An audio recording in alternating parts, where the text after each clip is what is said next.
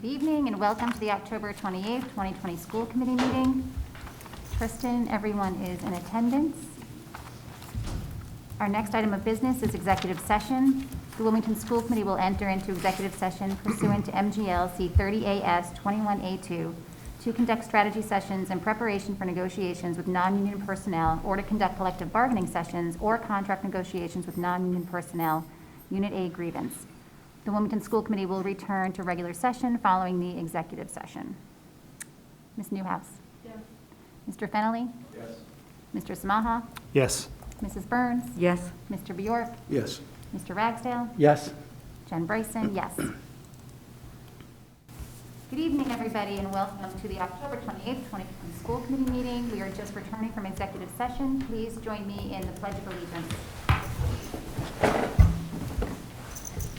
I pledge allegiance to the flag of the United States of America and to the republic for which it stands, one nation, under God, indivisible, with liberty and justice for all. Thank you. Our first item of business this evening, number 4, is public comment. We have one public comment this evening. Do you want me to go get that? No, I think. Public comment. Oh. Yep. Thomas? I am. Hi. Hi. Please state your name and your address. Sure, And then- Tom Boyajian, 1 Kilby Street. Thank you. Thank you for being here. Thanks for having me.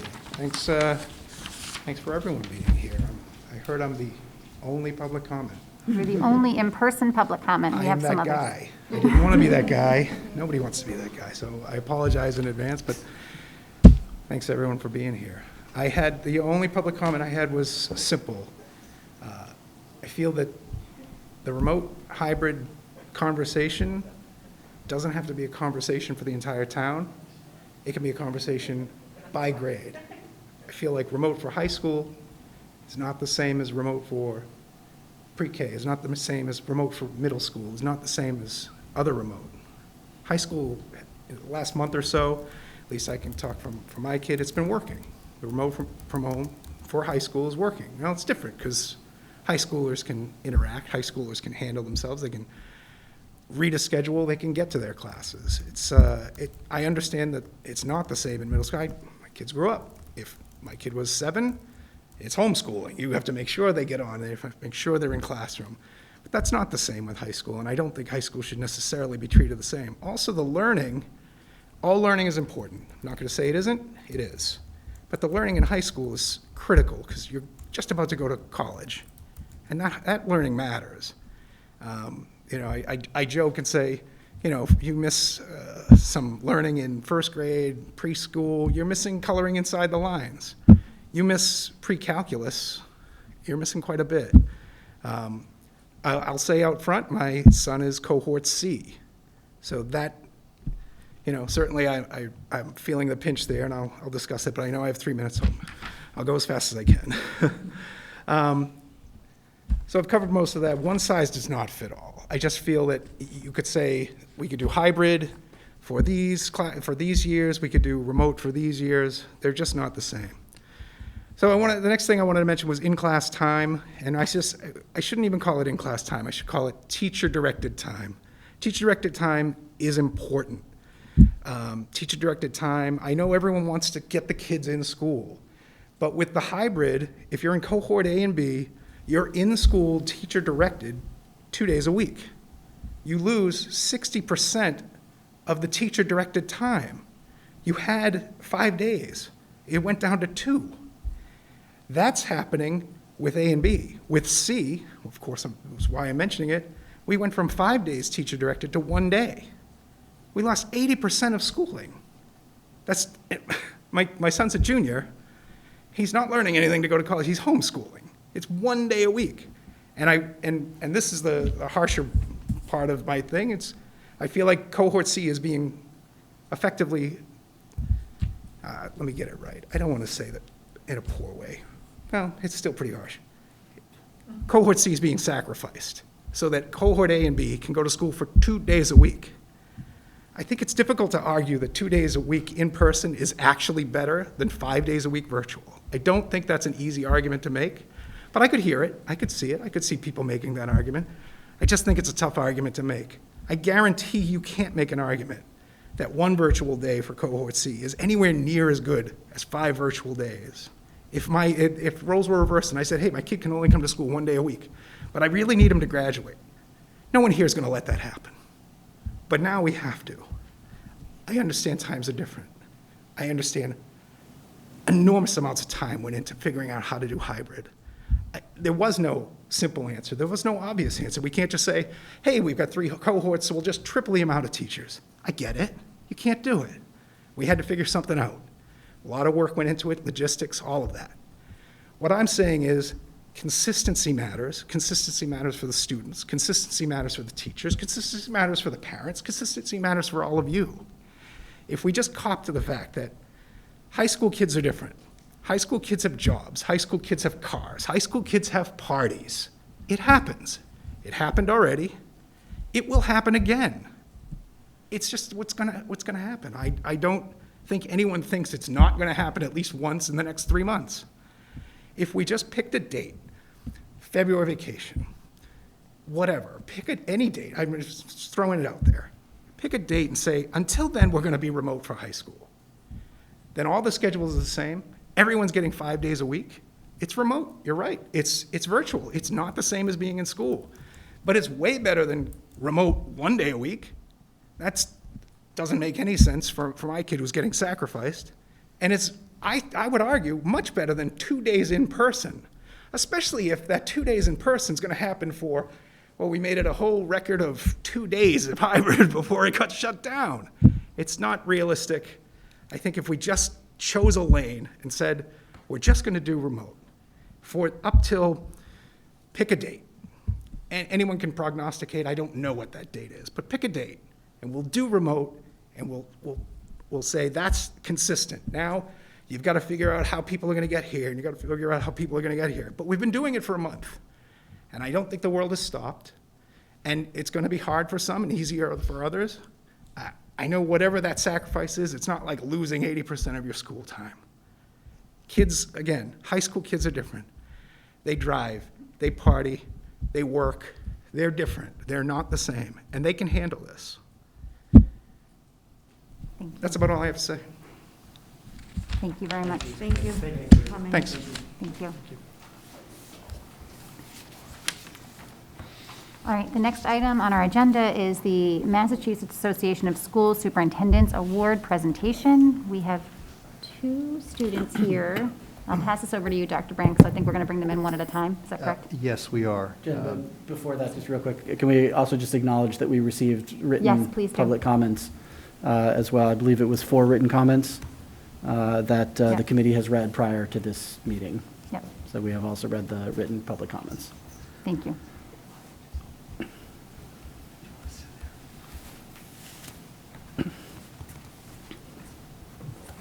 Good evening. Good evening. Hi. I'm good. Okay. All right. All right. Well, good evening, everyone, and thank you.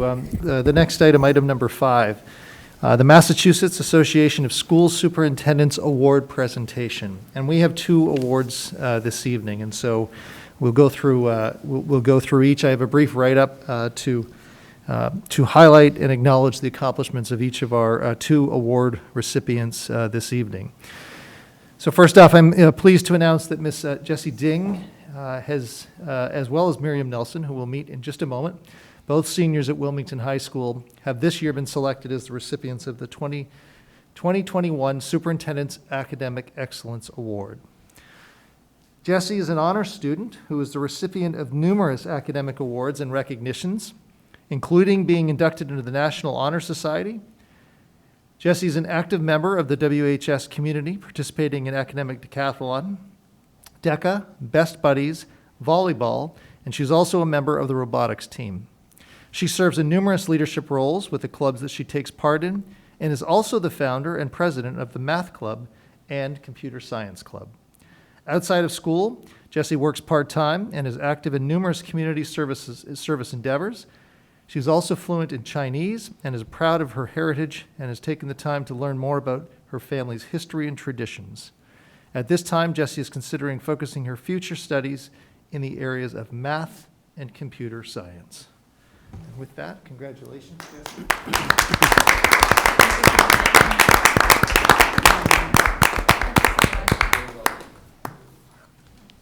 Congratulations. Oh, thank you. Congratulations. Do I Congratulations. just leave or do I stay here? I'm sorry. Oh, do I, like, Oh, if you'd like to Just say wants to know where to something, go. please feel free to do so. I'm That's really put you on the grateful that spot. I received this award. Thank you to Dr. Brand, as well as the school, as well as to all the teachers and workers at the Wilmington High School. And most importantly, I'm really grateful to my parents who have supported me along this way. This has been a very tough year for all of us, and I would just like to say that this award has really brought a great light into my senior year, and I will continue to work hard and be kind. Thank you.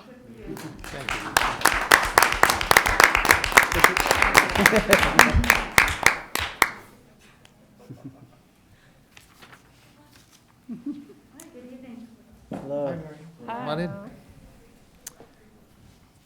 Next up, it's with pleasure that I introduce to you Miriam Nelson. During her 4 years at WHS, not quite 4, but we're on our way, right? Miriam has established herself as a respected member of the community through her extracurricular and academic achievements. She has earned a perfect score on every AP test that she has taken and was recognized for her outstanding performance in the PSATs by being named a National Merit semifinalist in this nationwide competition. Miriam's drive and determination are evident in her every endeavor she takes on, whether it be seeking out summer classes to expand the options for courses available to her, or her pursuit of an internship with a state representative to explore her passion for politics. As a member of the Color Guard, indoor and outdoor track teams, Model UN, and the Strings Orchestra, Miriam's enthusiasm and dedication have made her a valued teammate and contributor to the success of these organizations. During her tenure, she also spearheaded Project Make Your Mark, a program that encourages students to leave a creative contribution to the high school through ceiling tile art. Miriam hopes to attend a top university where she plans to study economics. And with that, congratulations, Miriam. Thank you. Thank you so much. It feels so weird not being able to shake Dr. Brand's hand. I'm not going to say too much because I don't want to repeat everything that Jessie said, but I'm so grateful for the school community and for Wilmington community as you've seen through my internship. And I'm so grateful for all the work that you as a school committee do and that Dr. Brand does. And this is an honor, so thank you so much. Thank you. Thank you. In case people are wondering, the selection criteria for the Academic Excellence Award, it's first off by the Association of School Superintendents, intended to be given to senior high school students who have distinguished themselves in the pursuit of excellence during their high school career. Selection is based on a couple of things: 3-year cumulative average, rank in class, as well as personal selection. And so again, congratulations to Jessie and Miriam this evening. And that's it for that section. Thank you. Thank you very much. All right. Item 6, we have approval of items by consensus. We'll start with approval of minutes, October 14th, 2020. Is there a motion? Thank you, Mrs. Byrnes. Seconded by Mr. Samaha. All in favor? That is unanimous. We have some warrants, G406, G407, G408, R209, L21, L22, and L23. Is there a motion? Thank you, Mrs. Newhouse, seconded by Mr. Samaha. All in favor? That is unanimous. We have payroll ending today, 10/28/2020. Is there a motion? Mr. Bjork, seconded by Mr. Fennelly. All in favor? That is unanimous. And finally, SPED 03. Is there a motion? Mr. Ragsdale, seconded by Mr. Fennelly. All in favor? And that is 3 abstentions. Mrs. Dixie, thank you. All right, item 7, Superintendent's Report. Dr. Brand. Thank you. There are a number of items under Section 7 this evening, with actually all of them with accompanying items within the packet. So I'll go in order. First off, the WTA Memorandum of Agreement, School Reopening 2021. Within the packet, there's a memo that provides an update, and very pleased to be able to share that on behalf of the school committee, they have concluded negotiations with the WTA, or the Wilmington Teachers Association, which began in early August. And the MOA, as we refer to it, or Memorandum of Agreement, is for the specific duration of the 2021 school year, obviously pertaining to the very unique circumstances before this district and all districts throughout the Commonwealth with contending with the pandemic. The MOA is a formal agreement, and with such, with that approval, that will be made available to the public in short order, and we'll make sure that that's posted alongside our other contract agreements that are available on the district website. An extensive amount of work and involvement by many went into the many meetings that transpired over the last number of months. And I would certainly like to take this opportunity, if I may, to extend great thanks to Ms. Bryson, Ms. Byrnes, Ms. Newhouse, representing the school committee, who were very much involved in those meetings, along with all of the members of the central office leadership team, Ms. Stern Armstrong, Ms. Elliott, Ms. Brown-LeGrand, Mr. Lord, and Mr. Ruggiero. And thanks also to the WTA and their representatives, who also gave a very significant amount of time to work collaboratively towards putting into place and establishing the agreements and conditions for our reopening for the upcoming school year.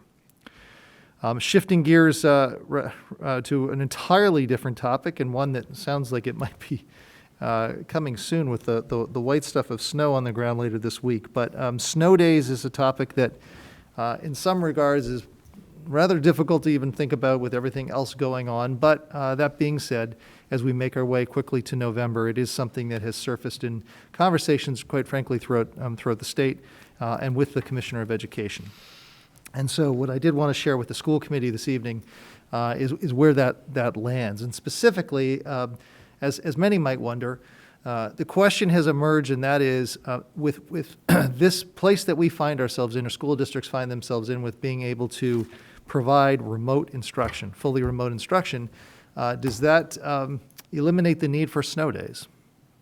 And the commissioner has made a decision upon that recently, and it's outlined in the memo that is here. And for this coming school year, the commissioner has set out regulations that do allow, with a local decision, to effectively eliminate snow days, if you will, or that's one way to at least think about them, and to replace any snow day with that of a full instructional day. So said another way, if there was a need based upon inclement weather to what otherwise have been a closure of a school or school system, that does not need to happen. If there is a commitment and a decision at the local level that those days will be considered remote instruction. However, as noted in the memo, there are some specific components that need to be in place in order for it to be considered an instructional day. Procedures for all students to participate in remote learning, including tracking attendance, needs to take place. Remote academic work has to be aligned with the state standards.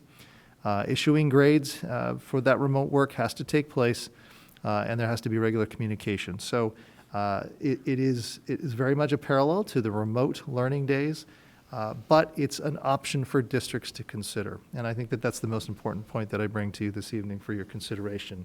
And that is basically the choices before you as a committee are, I suppose, in effect, to do nothing, to take no action, and that as a superintendent, my default position would be that, assuming that we are in school, if there is inclement weather that would otherwise force the closure of the school system, I would still do so and still call school days or school day or school days appropriately, and the calendar would get adjusted accordingly. The other option is for you as a committee to consider whether or not you wanted to take action and make an approval for there not to be school day cancellation of school for snow days. I'm sorry, with an understanding that those would have to be full days of instruction. There's some pros and cons, I think, to both of these, and I tried to outline and just touch upon a couple of those in the memo. Certainly, for example, sometimes power outages may be problematic and may prevent access for either students or educators. So that's certainly one. And alternatively, if we find ourselves in fully remote, some have suggested that perhaps that day can serve as a bit of a reprieve for what is obviously very difficult for students. So that being said, I share this with you not for action this evening, but really a sense of direction around where or how it is that you might like to proceed. Mrs. Byrnes?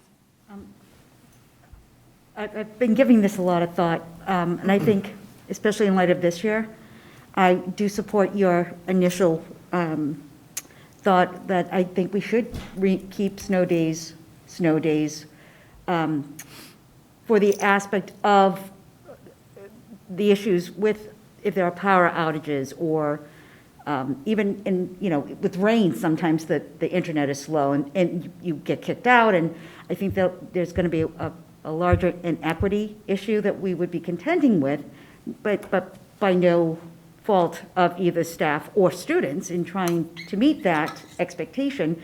But the other thing I was thinking of, though, too, in light of, and I'm looking at only this year specifically, is that if we do have to, add on, as we've normally done, it may afford us to be able to perhaps, depending upon how the spring transpires, get into school and have that ability to actually get into the building. And I've got, I'm trying to think optimistically that that perhaps the spring will be a lesser, that the protocols and metrics of this pandemic may afford us the ability to possibly actually get into school. I know there's nothing to base it on at this juncture, but, who's to say if we have more opportunity for in-person instruction, that I think that would be my outlook on how we approach this year. Thank you. Thank you. Other comments? I actually think I would actually be in favor of using the snow days as a remote day. I think sort of like, in my head, sort of the infrastructure is already sort of laid and it's already sort of set up for that. I think the 4 outlined requirements, I think, would be met. I mean, based on what students are doing now remotely, I think it meets those 4 things. So I think it would be easy. I do understand the issues around if power's out, things like that. However, I don't know how. I know it happens, but I think the majority of snow days, it's just a lot of snow and the power is okay. So I'd be in favor of at least having a further discussion about what that might mean and how that might work. Mrs. Byrnes? I'm certainly not against it, but at this juncture, I wouldn't favor it. And as it is even now, without the snow, even through our Zoom meetings, between freezing and having to get out and going back in because of usage, and that's I think where my concern lies. It's not just weather related with power outages, but the accessibility when the internet runs a lot slower due to those aspects. I mean, I know that even at 7 o'clock at night, and maybe it's just where I live, but I know that we freeze, and sometimes it's the modality, but a lot of it's my internet connection. You know what I mean? And that's where I would, and that's where I would caution is all. I'm certainly not against doing it perhaps in the future, but there's so much anxiety right now with parents and students and, just getting up and rolling. And I think a mental health day is just as important at this juncture. But I'm just throwing it out to y'all. In light of the current circumstances going forward, I think it would be. I think it's a great option to consider, but I think this year I'd be cautious is all. Oh, I was going to go. Steve Bjork. No, go ahead. I think I'll remember. I try and let everyone else go first, so please go. I think this may be a trivial stance, but I think we are offering our children so little in the way of normalcy that affording them a snow day or two, I think, is not a bad idea. Also, considering that depending on what day a snow day falls on, what cohort is supposed to be in the building, what cohort is going to be remote. I just think that leads to a lot of entanglements as well. I'm in favor of snow days. Thanks, Steve. Any other thoughts? Should I go? I think I already forgot. No, part of me thinks it would be dependent on sort of the length of how many snow days are there. So if we've already used up 5, well, then sure, we should make them remote. But I'm not opposed to having the snow days for exactly that reason. The idea of kids getting out and running and playing is going to be very helpful, I think, especially in the wintertime. But if we have a storm and it hits pretty hard, but then we have a couple of days where people actually can't go anywhere, but there's no reason to not have school, can we make decisions like that? Can we say, there's going to be a snow day on Monday, but then we do expect to run remote Tuesday through Friday? I mean, or do you have to sort of make if it's a bad winter and we're having 7, 8, 9, well, then I think people are going to say, how come we're not running remote classes? That makes no sense. But if it's 1 or 2, I don't think this is really much of a big deal. I think that's a great point, especially since if we are ever going to have a blizzard of 78 repeat, 2020 is the year that it will probably happen. So true. Mr. Ragsdale? I am inclined to think that we should use those days as learning days since we have the capabilities. I think I'm sort of in alignment with Mr. Smalha saying that the groundwork is laid, the infrastructure is in place. But I definitely hear good arguments on both sides of it. And I would also like to know what other people think besides just us in the room. So I would suggest that we perhaps conduct a survey of district parents and staff and try to collect some data about what other people's preferences are. Because you can easily make arguments for each way. Sure. And I would definitely be curious to know what the community thinks about this. Great.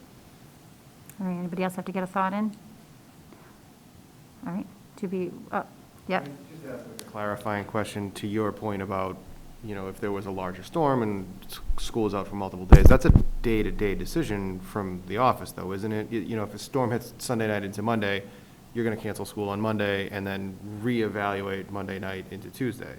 So we could realistically do sort of like what you were suggesting, you miss a day and then the next day you're expected to be remote, I would imagine. Yes? I think we could. I think there's the leeway here that we could approach this in a couple of different ways, as you suggest. I do think that we probably needs to be more if there's a desire to pursue snow days differently, or some combination thereof of having actually instruction take place on otherwise what would be a cancellation. It's probably a larger conversation that we would also need to have with the association. Sure. I would suggest as well too. So, but I do think that there could be the flexibility what you're describing, and I just think it would be probably helpful for me to have a sense of how best to approach that. Sure. Is it 2 days in a row that then we take a different direction? Two snow days cancellation. But I don't think that would be difficult to sort of get to the bottom of. But just to clarify, if I may, do you want the administration to pursue a survey to gather a sense of the community's thoughts around this, or do you want to think further about that and then come back and talk more? I mean, I think it does say sort of kind of figuring out what the community and the teachers are, as well as families in consideration and staff. So I think to start that now isn't a bad idea. Okay. My guess is it'll sound a little bit like what it sounds like in here, right? And that's fine. Yeah, I think it's yeah. good to have an idea of what people Okay. are thinking before we have to actually make a decision. Sure. At least we have that information. And I would really like to know what the teachers think. I think that's going to be really important. Okay. So are we, is that okay? Just throwing it out there that Just be if by chance proactive. there's a snowstorm next week, I will have to call a snow day, just to. Okay. Okay. Understood. All right, very good. Thank you. Okay, I'm sorry. Item 7C, Superintendent's, your still me, turn. Advisory Council and School Council. I just thought it would be worth noting, I can appreciate that maybe many are not thinking about these things yet, but wrestling with trying to get back to some degree of normalcy, but also struggling with the hard and fast reality that nothing is normal or typical. But I did think it was worth noting that for our parents and guardians, many of whom obviously I know seek to be very involved with and supportive and a collaborator in the work that we're doing. Everything is just a little bit delayed and a little bit different, as I'm sure people can appreciate. But it's with intention that we'll move towards school councils, one of the certainly the important opportunities for parent and guardian engagement. But given where we're at in the calendar, what I'd like to share is the intention around bringing those back online starting after the new year. You know, it's obviously November for all intents and purposes.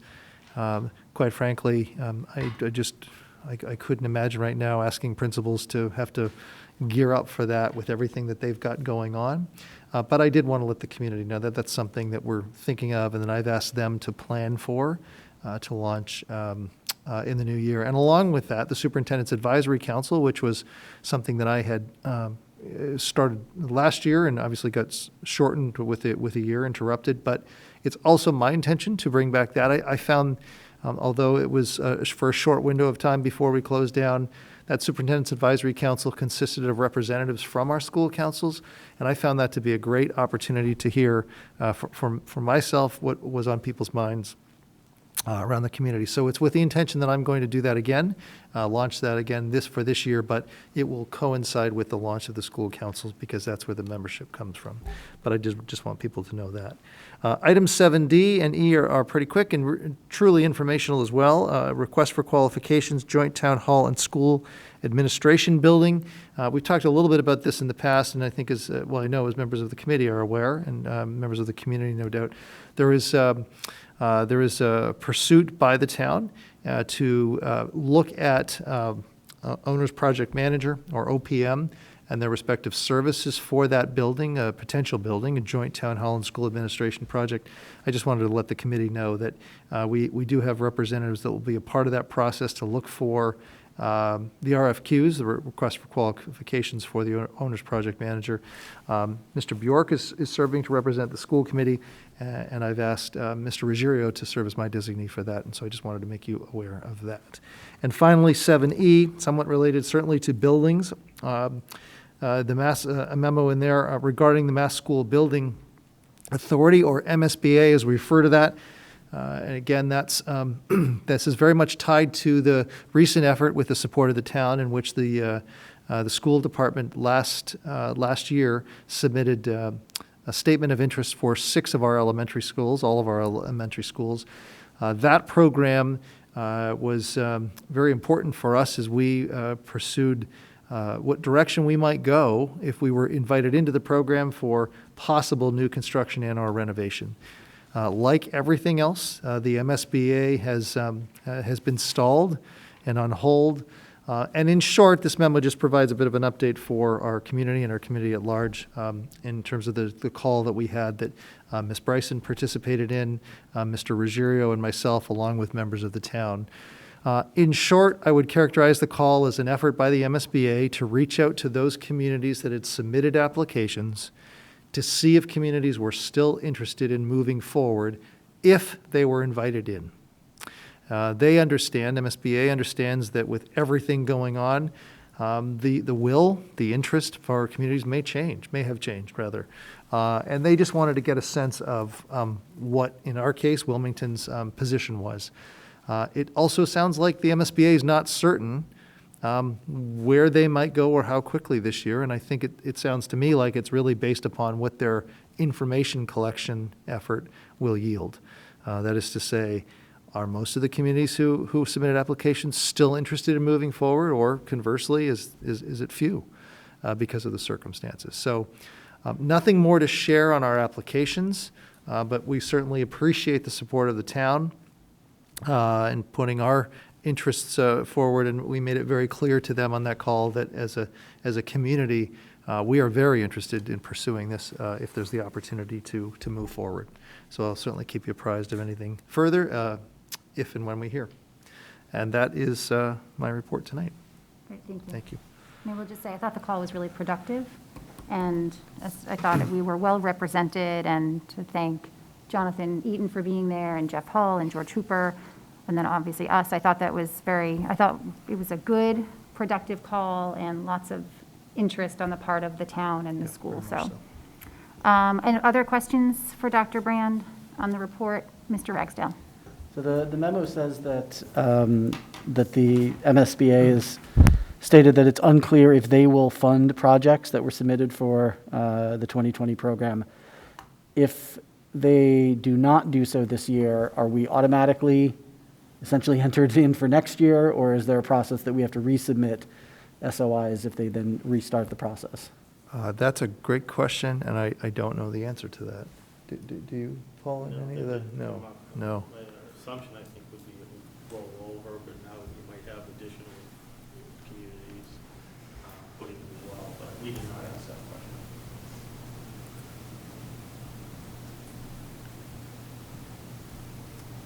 Other questions? Let me follow up on that. My understanding was that we would roll in, but that the competition would be different. So it would be an open, but it was very briefly touched upon. It was sort of not quite clear. They don't think they're quite clear yet as to what they're doing, and I think they're trying, just gathering this information to figure out if they were to do some of this funding, would we even be able to go in that direction right now due to COVID? So, but I'm not sure we can find out for sure. Oh, sorry, Mrs. Byrnes. Do you think that that position is determined as to the funding that they'd get from the state to do so? Or, I didn't know if that was a part of the discussion with regards to how many districts they may be able to fund and at what, was that a part of it? I'm only speculating, and I think, I'm sorry, I'm texting Mr. Lord because I need his help for this. I suspect that that's part of it, and I again, only speculating if they were to find that indeed the vast majority of the communities who submitted applications are interested, that maybe they will be able to move forward with a very adjusted timeline. Normally, in a typical year, they would have already made their decisions and invited in those who they were going to select. But obviously, the timelines have been adjusted tremendously. So, Thank you. Thank you. Other questions? Okay. Next, we have old business. There is no old business, so we are slowly moving into new business. And the first item under new business, item A, is the school reopening update. Sorry, I'm trying to go as slowly as I can. That will be presented by Dr. Brand. A couple of items he'll cover tonight will be the HVAC assessment reports, a staffing update, and change in learning mode. oh, very good. Okay.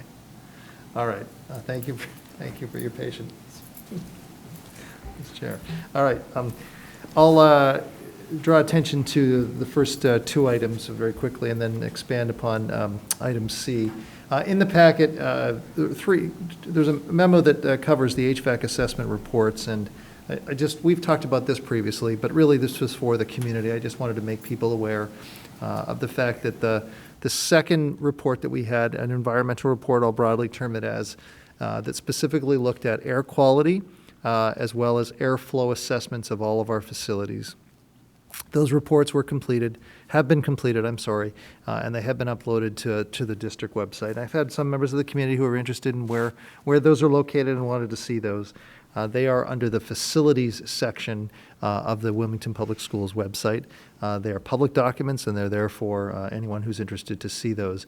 In short, to save you some reading, certainly the reports certainly cleared the occupancy of all buildings. And so just as a reminder for the community, this is the second evaluation and assessment that we have had of our school buildings, and so it is with great confidence that our community should have in terms of the integrity, if you will, of those learning environments, meeting the respective standards that they need to occupy for our staff as well as our students.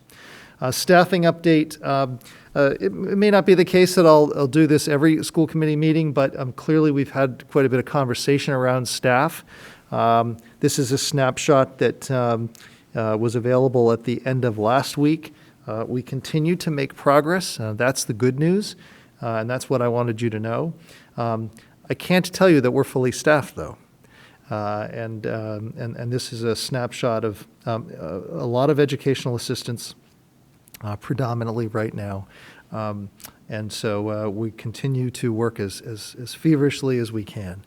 But again, just for those members of the community, this is a staffing is it's a very thin line. It feels like that we are on, and listening to some recent discussions with the executive director of the Superintendent's Association, who was in the news earlier this week, speaking to this very thing.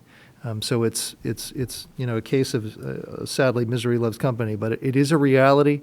It's concerning, and we're going to continue to do the very best that we can. But this is certainly one of the very critical challenges that we're in. I'll also just note it's not really part of the update per se, but broadly related to staffing, and that has to do with substitutes. I don't think that there's a superintendent right now around who wouldn't say that one of the largest concerns, in addition to having full-time staff in place, is also the substitute issue. There are just not enough out there right now. And even more so, the problem with what we're very worried about is if we have situations in which staff, where and when staff might need to quarantine,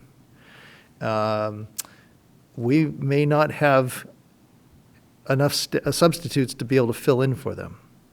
The two COVID cases, I won't get into numbers. It's with intent that I don't share those. But the two COVID cases that we have had here at the high school in the last couple of days, as I've reported, that number of staff, if in quarantine, which they of course are, I would suggest to you we probably would not be able to secure the number of substitutes to fill in for those. Now that's at the high school level, which is different than the elementary level. So that's an important piece to point out. But it is very concerning. We are aggressively advertising for substitutes. We've with your support adjusted the pay, but it's of great concern.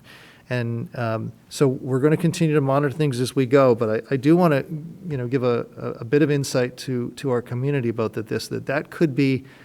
We don't normally think about necessarily substitutes as staff per se in terms of full-time status, but they obviously play a very critical role in providing an adult body to supervise and help support students. And if we have a situation in which hypothetically we say are down 6 staff members in an elementary school, and we can only secure 2 substitutes, we may have a real issue that will prevent maybe not that whole building from operating, but what I've shared with the principals is figuring out some sort of systematic way, and on a rolling basis, we may have to shut down a few classrooms because we just may not have enough adults to supervise students. And in a traditional time period, we perhaps could have combined 2 classes together. Not ideal, but it could have been an option. Obviously, it wouldn't be with the health restrictions. So I don't want to be doom and gloom about this, but I do want to be realistic to say it's a real issue that we're, and everyone, from best I can tell, is struggling with. And then the change in learning model. I'll shift here to expand upon this with a little bit more content in the brief presentation. But here's the good news, and there's lots of that. There's lots of that with obviously a week of some challenges for sure. Sorry. And that is that obviously with some unexpected setbacks with the high school the last couple of days, we welcomed back all students ramping up with the hybrid model last week. And from all accounts and from all of those that I've talked to, both some members of the community and our staff and our administrators, all things considered, I think we got off to a pretty good start. And that's what I've been hearing. Just some images to share with you, the new normal, very different reality. If you were to walk through buildings, which I know members of the community unfortunately really won't have this year, you'll find markers everywhere, just the same sort of things that if you're out in public you'll see. Of course, you'll see face masks everywhere. I mentioned a moment ago the HVAC assessments. A shout out to our custodial crew who Let's see, it was a week ago, it was last Friday, I think. Last Friday, a tractor trailer from New York arrived on the doorstep overnight, was unloaded quickly. That left image is all of the contents of that trailer, not all, but almost all of the air purifiers. I think they're all here now. They arrived on Monday. And those, the crew worked hard to empty those out and immediately disbanded those to schools, and they're being installed, if you will, throughout our buildings. So, buses are, if you're there at arrival, there's a lot fewer kids, of course, on buses because it's less than half the population. Masks are everywhere, but kids are have been great. Staff have been terrific. The staff that I've talked to they're glad to be back. It was certainly impactful on them as well, too. Desks in classrooms may have a little bit of a different look. Some have the double desks, and on one day it's for cohort A on the one side, as in this class picture in the middle would depict, and then cohort B would be on the other side. But these are the times that we're in, and we're off to the races from all that I can tell in terms of really moving forward, and kids are glad to be back, and our staff are glad to be back. That picture on the left is our food services staff who I unfortunately didn't get a chance to see them, but I understand we're in costume today giving out food. So it's great to have them back. So learning model changes. Just to take a turn here, and this is the third item under the reopening update. This is a topic that I know has been surfacing quite a lot by members of our community, understandably so. And I did want to spend a little bit of time talking through this because it is important. And I'm sorry I didn't say, for members of the committee, I emailed this to you. If you have trouble seeing that, we'll get it posted. But you have it in your email, the presentation. So we have the full intent to ensure that going forward, we provide what it is the Department of Education at the outset of the school year as part of their guidance said that districts should. And that is, one, the option to be in person, depending on the specific approach that districts were taking, the specific hybrid approach, because I don't think that anyone is, well, maybe a couple are doing fully in person, but I think that's very few. Or alternatively, if a family wanted their child to receive a fully remote instructional experience, they had every right to do so, and that's as part of our reopening plan, as you know, what we committed to doing so. We continue to commit to that and plan to do nothing less. A lot of questions have been raised, though, about why is it not possible just at any point in time to request a change in placement for a family's child. So they're right now, let's say, in fully remote, and that there's been a change in decision, and the desire is for that child to go back into in-person mode, or vice versa. And I think I've hinted upon this a little bit before, but the truth is it's far more difficult, far more challenging, complex than one might think, and I can totally understand why that would be difficult to comprehend. I truly do. We members of our administrative team, we live this, we think about this and these models and staffing, and so it's very easy to understand that members of the community wouldn't quite be able to grasp why that is. But please trust me when I say it is that way. There are limitations in busing, there could be. There are limitations in class sizes that, we are working within these restrictions of 6-foot distance. That brought us to the point of having on average a very round number of no more than 12 students in a classroom. And so certainly that's a very big limitation that we have to work with. We've been able to balance out the hybrid models or the cohort A and B and so on, but there are some things that are real and that sit there and that really do prevent some challenges just to be able to shift back and forth with great ease. It is more than that. And so one of the things that the Department of Ed has certainly spoken about in the original guidance is that districts understandably need time to be able to adjust to these realities. At the pre-K-8 level, just to try and provide a little bit more context and understanding, it's different at the high school level. But at the pre-K-8 level, what we have done, in effect, and it's much easier at the K-6 level to wrap your head around this. We have all of our Wilmington teachers in place who committed to working this school year. We took the population that we had, and for the most part, at every single grade level, we have in each school one fully remote class. Quite frankly, we got lucky. The numbers panned out in a way that almost, if you were to take a look at, these are numbers that I can share with you, we have 20 in the Woburn Street at grade 2. I mean, across the board, every grade level, we have almost a full class, fully remote, and then the rest of the students are in hybrid. And so we assigned a teacher to be the full-time teacher for that fully remote class, and then, of course, the remaining teachers in person. And so that's the approach that we took. I can tell you other districts, my understanding is, did not take that approach. They came up with different structures or different approaches. Miss Elliott's far more familiar with that from some of her colleagues and counterparts in terms of that. Sometimes grouping together very large numbers of students in the fully remote sections, for example, maybe not even having district staff. We committed to having Wilmington teachers be a part of this process and this approach.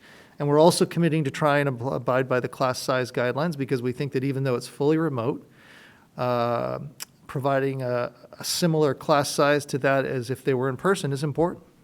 So those are the constraints we've created, at least here for ourselves. And so because of those factors, and I just gave the example at Shashi, this is not hypothetical, this is actual.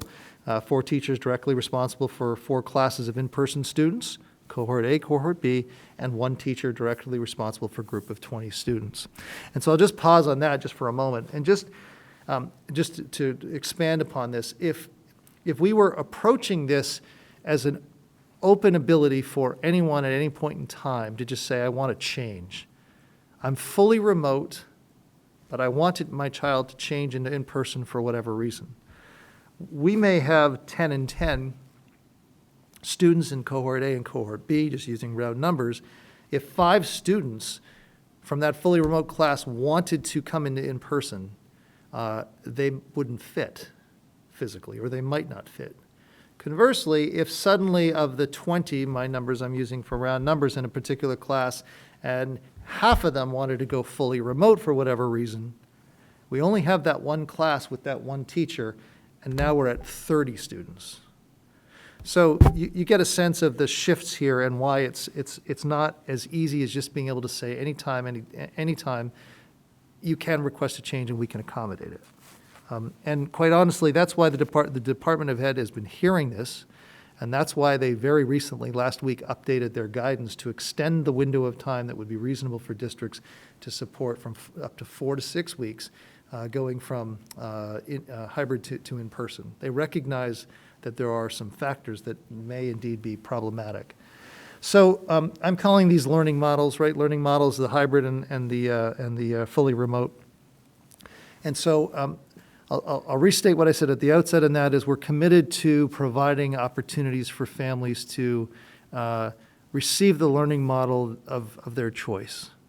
But we have some constraints we have to try and work within.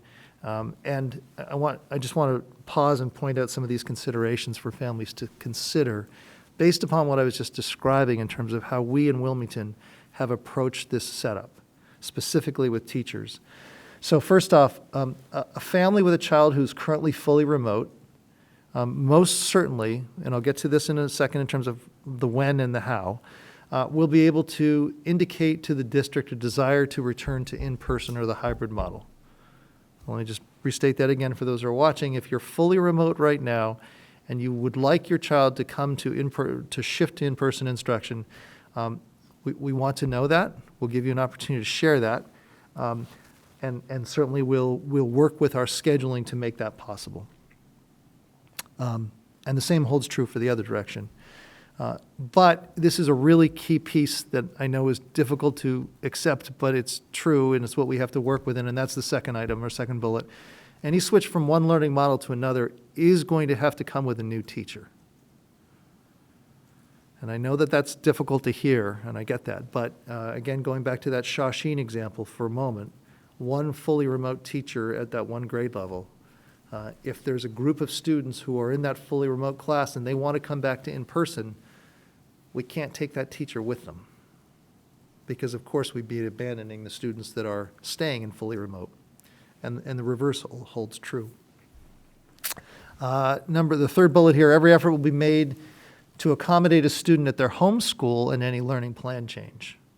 Homeschool meaning, as we think about it, different sides of town, some people refer to it as, or we have the twin schools at each grade level, at the elementary level, as most know. But we're really going to have to look at enrollment numbers. We just don't know right now. We don't know what the desires are of families. And we may have situations, and of course, well, the fully remote is one way to think about it a little bit easier, but if there's one particular building on one particular side of town that has, for whatever reason, a much greater demand in fully remote, we may be able to bridge those together with the same grade level of students on the other side of town, depending on how the numbers all pan out. But we will try and accommodate that, but it may be very difficult to do so, keeping children in their home school for this year. The fourth bullet, every effort will certainly be made, like we did last time, to accommodate all sibling request changes, but, again, hypothetical, family has 3 children at the elementary level, 3 different schools, everything may not quite be able to work out perfectly, and that could be a challenge that we might not be able to make that commitment. And then that final one, which again I recognize is really tough to hear, but that element of time, that once we do open up this window, to call it, to gather from families what their desires are if they want to change, we may need up to 4 to 6 weeks to accommodate that. Depending on how these numbers shift or swing, we may need to add staff. Again, I get it, it's hard to sort of conceptualize, but that indeed is something that we're worried about and already looking at as a real possibility. So the other piece to outline here, this is something that I know our principals have been hearing a little bit about. We came up with this as perhaps the best way to sort of identify this, and that's critical change needs or critical change circumstances. Beyond the desire, the wish, the desire to have your child be either in fully remote or in person, we recognize that there's also certain circumstances that may unfold that may really press upon a family to really need or want to change. And so under this sort of category, this critical change idea, we've come up with these as priorities, that if a child develops a medical issue, there may be a real need to switch he or she to fully remote. So a medical issue may be deeply problematic to have them in the schoolhouse for the obvious reasons of concern. Similarly, if a caregiver, a parent guardian, develops a medical issue, that could be understandably an important change. Changes in the status of special education programming, or a specific situation with a sibling. And so we are going to do our very best to accommodate and respond to those critical changes. But so I want to point that out, number one. But number two, it's really arguably no different than what I was saying before, and that is there may be some time needed to be able to accommodate that, and to do so in a fair and equitable way going forward, because we recognize that that's important. So where does that bring us in terms of next steps? So we're committed to opening up the window, again, for families to indicate whether or not they have a desire to have their child or children change learning models. We are going to, our goal right now is to send out a survey this Friday. We're going to have a relatively short window of time to get that back, because we do want to gather that data. We have to review it and then start to try and get to work at that and see what it looks like. The survey, right now, the intention, again, a fairly short window, but try to have this survey as streamlined and as straightforward as possible. Close on November the 3rd. To the extent possible, after that data is gathered, we've taken a look at class sizes. We've taken a look at the twin schools, sister schools on both sides of town. We'll size all of that up. And to the extent that we can, we'll start to make changes after Thanksgiving. Transportation's going to need to be in the mix and notify schedule changes. There's things that have to play out, as I'm sure you can understand. But it may be necessary, if there's really more whole-scale changes that need to happen, that we're talking about some of the changes not being able to happen until the very first part of January. I know that that sounds like an awful way out, but when you take a look at the closure of the 1st of November, that's just a little bit, that's about that 6-week mark. We'll do so if we can sooner, but we need to give us that cushion. If indeed, as I've alluded to a couple of times, the worry, we just don't know where this data falls. But if there are issues that are really going to be challenging for us to contend with, then I definitely would like to bring those back to the school committee, especially if we're talking about budgetary resources, or especially if we're talking about organizational rearrangements. So that would be at your next committee meeting, which I think is the 18th, whatever date that is. So that's the big picture of the learning model change. I wanted to share this because I know I know from our principals they are getting questions. Some are anxious. Some families, understandably, for different reasons, want a change to happen immediately. It is unfortunately, though, rather complex. And in order to be fair and equitable across the board, you know how that goes. Opening that up for one particular situation may not be fair for the 10 others that are behind it. So with all of that, I'm happy to take questions, if you have any. Mrs. Newhouse. I guess I have more of a statement with the change. I guess it's concerning because, we still have a lot of staffing positions open, and by changing students that can compound that.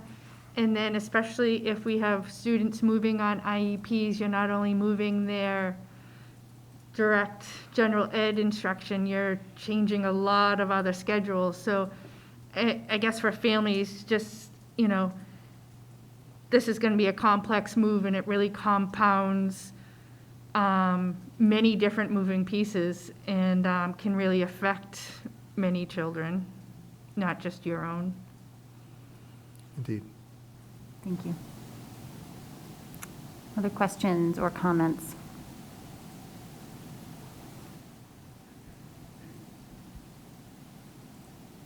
Really? Oh, can I ask? Okay, I'm so sorry. Go ahead, John.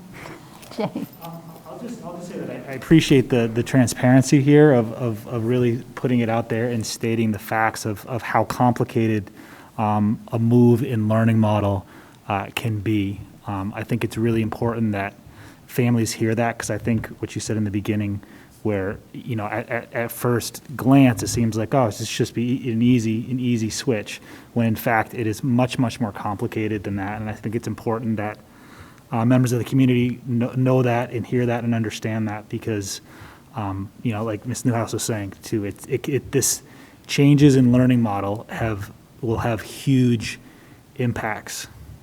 So I appreciate taking the time to walk us through this whole process, as well as members of the community. Thank you. Thank you. I did want to bring up, so the theme this week in our public comments is frustration and confusion regarding the hybrid model. Some of the comments were worries that students are getting 50% of their education. It's not possible to keep children engaged in asynchronous work, et cetera. And so I just wanted to raise that, because I'm sure I'm getting quite a few emails and calls about that, and I'm sure that some of you are as well. And my question is, I guess, how are we supporting families to understand and guide their children through asynchronous work? Because my first question is, we've been saying asynchronous for so long, and I'm still getting a lot of questions about that. So I think we've done a good job explaining it. I think the FAQs are great, so I would maybe send that out one way. I know it's there for them, but maybe in the next memo we sort of highlight the FAQs so that parents can go back and just revisit it. My other thought is, are we doing enough to support caregivers at home on those asynchronous days to actually support their children in the asynchronous work? So I don't know if you have not an answer for that, but I think that is something we need to really think carefully about, because if this is going to be the model that many of us stay with, we're going to need to do some professional development or some PD or just some guides. And I did look through all the FAQs prior to the meeting, and that specific issue is not there. How do I do this is not actually really there. So I just wanted to put that out there. It was the major theme in the 4 comments today and our comments from our last meeting as well. So other thoughts or questions on that?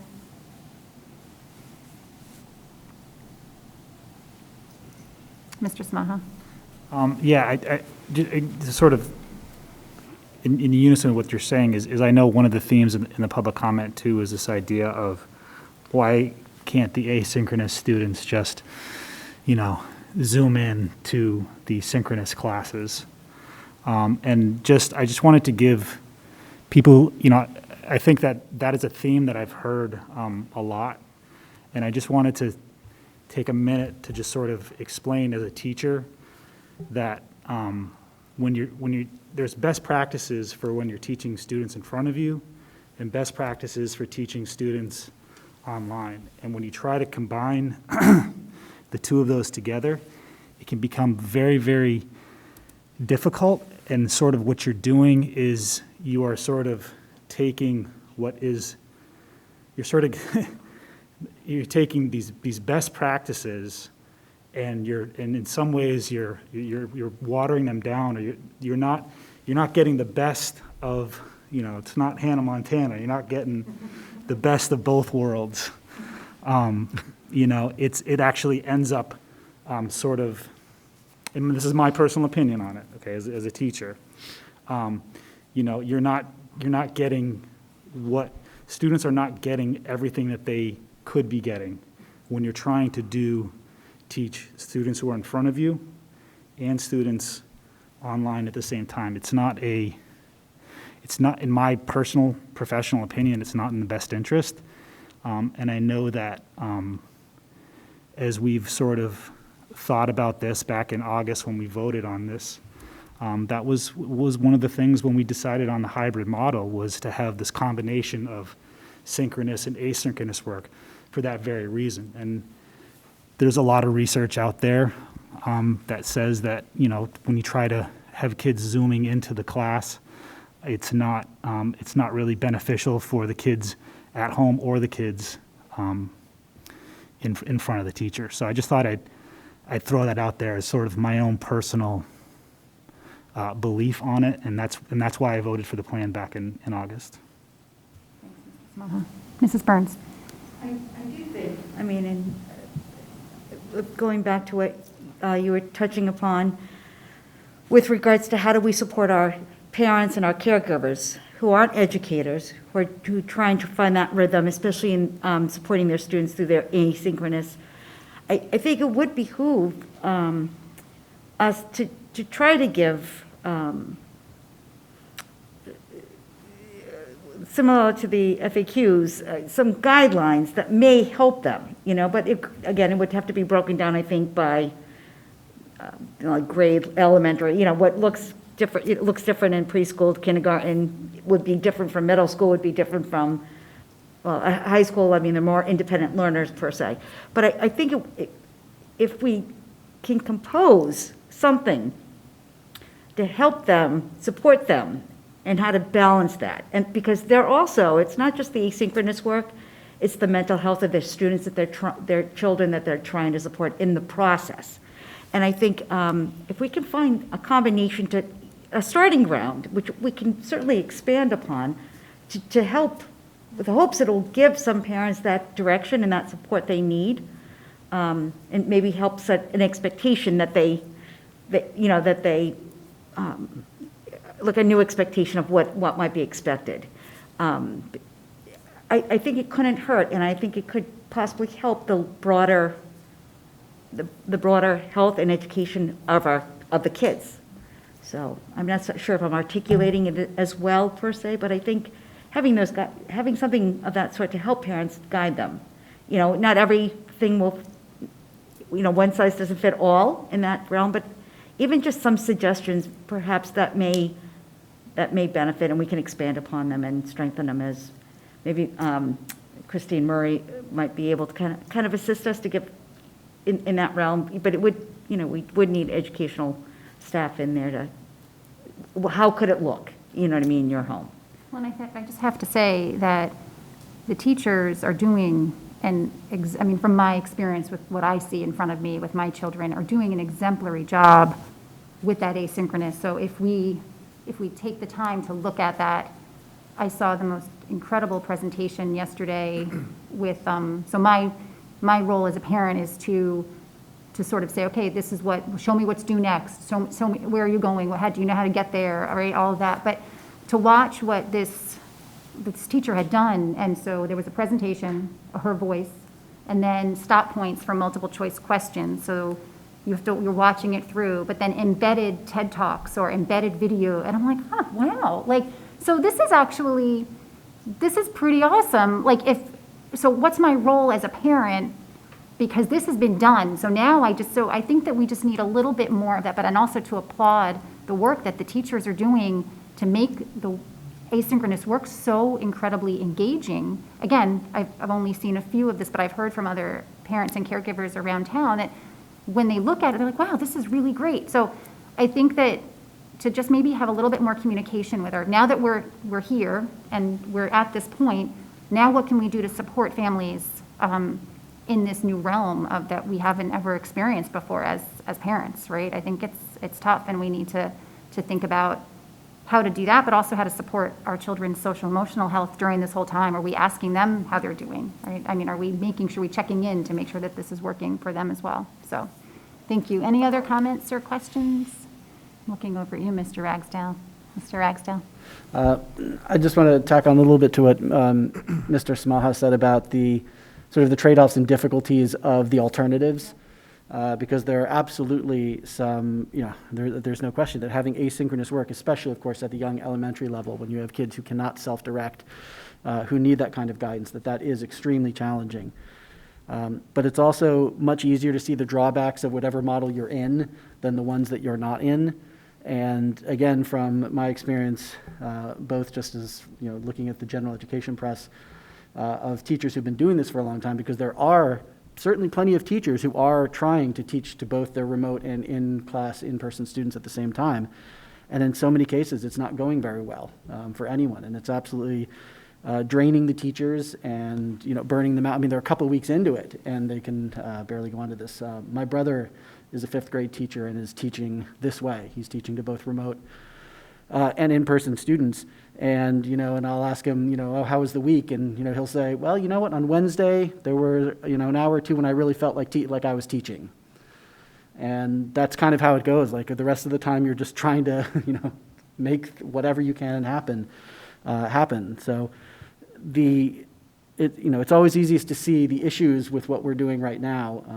But the sort of the easy panacea solution of just like, oh, well, can't we just get more teacher-directed time by just sort of making it all synchronous and combining it all? It just doesn't work as simply as it seems like it would. That you just end up, it doesn't, the remote students don't get the attention that they would otherwise be able to have, and they can't really follow what's going on in the class because they can't participate. The live students also don't get the full attention of the teacher if they have to stay in front of their laptop to try and stay in front, near the microphone in front of the camera. There are so many difficulties to it, and unfortunately, this year is simply going to be, to some extent, a compromised year. We are working under circumstances under which we cannot provide the ideal education that we would want to. And we have to provide the best education that we possibly can. And I think we are, as best we can, trying to do that. But there's no question that there are going to be frustrations and going to be compromises. Mrs. Elliott? I just wanted to point out that the upcoming parent conferences in November for grades K through 8, the focus of those teacher conferences this year will really be about the students' social emotional well-being, less of an academic focus, and that's deliberate, knowing that we are just launching into this hybrid model. We are working to develop some guiding questions that teachers may want to use as part of the conference, but it is really geared towards checking in with families about how the transition, how schooling is going, how is your child handling being in this particular model, what are some of the social emotional competencies that that we're always looking at and thinking about, and how are they handling those, and are there areas that we want to focus on to support your child throughout the course of the year related to social emotional learning. So I just wanted to point that out, that conversation will really be geared a lot, during that time about making sure that those students' needs are met, because without having those needs met, the academics can't be successful either. So. Another question I've been getting from families about, so I see the focus on SEL, definitely at the elementary level, and checking in. I'm a little bit, I'm not sure, there's definitely a big emphasis on grades, the middle, starting as young as 6th grade, obviously, and then high school. And I like that in some way, because I don't want what we had in the spring where there really wasn't accountability for those kids, right? But at the same time, there's this hyper focus, especially for middle schoolers and high schoolers, on grades. And have we thought about that in terms of their social emotional health and well-being? Like, if they're really focused on that, but this isn't working for them, or they really want it to be, are we thinking that through? Has there been any conversation about what that might look like? Mr. Smaha, No. I just want to add, because I went to the virtual open house last night for the high school, and in the wellness section, that the teacher there was stressing social emotional well-being as sort of part of the health curriculum, and that's she mentioned mindfulness and a couple other things. So I think they're getting, at least at the high school, they're getting a lot of that message through wellness. So I just want to put a plug out there. It was great. A great virtual open house, wasn't it? It's fantastic. They did a great job. So I don't need an answer, but I just think something for us to think about as we move forward, because I think that children put a lot of pressure on themselves, and if they're not, some kids are going to be much more apt to go ask for help during W2 if they're in person. Some kids are fine logging into a W2. So I think everyone's so different, and they're figuring out so much about themselves, especially, well, I think middle schoolers and high schoolers, wherever they are, they're just figuring so much out about how to navigate this and how to support their own learning and the way they learn. And I think it's hard to put that, then we have this added pressure of, are you going to make honor roll? So I don't think we should remove those things, but I think we should really think about what are we doing, what are we saying to kids when those grades are on Aspen constantly. Is that healthy? So I'll just throw that out there, just something to think about, I think, as we move forward, as we get settled into the models. Any other? I have like a full list here. What is going on? No, I'm kidding. Any other questions? No, and I just have one final question, thinking about that snow day survey. Does this seem like a time, when we start to think about that, does it seem like a time to ask for input from families and students, maybe high school students, about how this is going? Or do we want to keep the snow day thing? Does that seem like not a good idea? Like, I guess if we're asking, does that mean we would make any changes to the learning models, or we wouldn't make changes to the learning models, so we shouldn't ask? Is there a place for feedback other than the reopening email? This is, I guess, for the committee. Do we want to know, in addition to, would you like a snow day or no snow day, how it's going?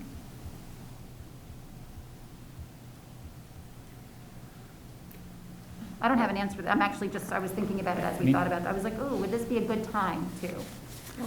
Smaha? Go ahead. I would say sure. I think anytime that we are putting something out there, we're asking for feedback on this, adding another piece of information, as long as it's not going to, the survey's not going to take 25 minutes to complete, as long as it's like a quick sort of a check. I think that can be really valuable data. Mrs. Byrnes? Just speaking to the time to create the survey, because I'm sure with that piece as well, you'd want to create a comment section, and with us just starting hybrid, mean, the high school had 2 days, and they won't see it again for 2 weeks.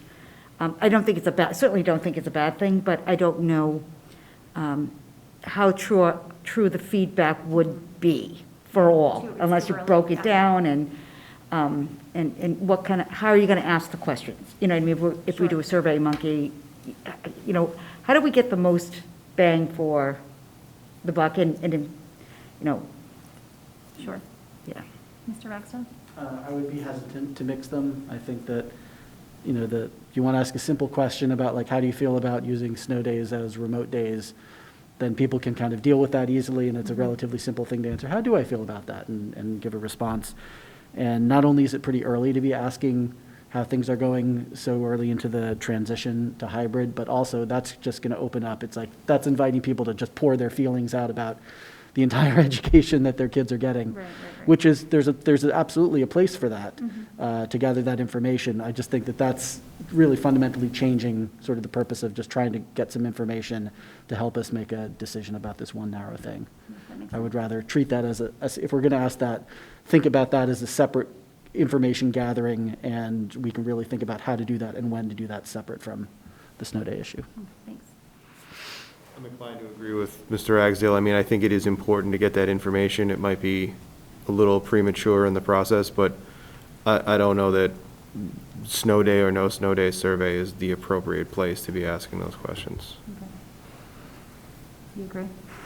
I think we've already got a consensus. So my only additional comment is, we've talked about what a short window the snow day survey is going to be. Yeah. And I don't think we want that short of a window for something as complex as how do you feel about how things are going. No, true. And I think, I mean, now hearing from Ms. Elliott about gathering some of that, I mean, the parent conferences, we'll have a ton of that data, right? And so then teachers are talking to their admins, and then admins are talking to central office. And so that seems to make sense, as long as we're, I guess, checking in.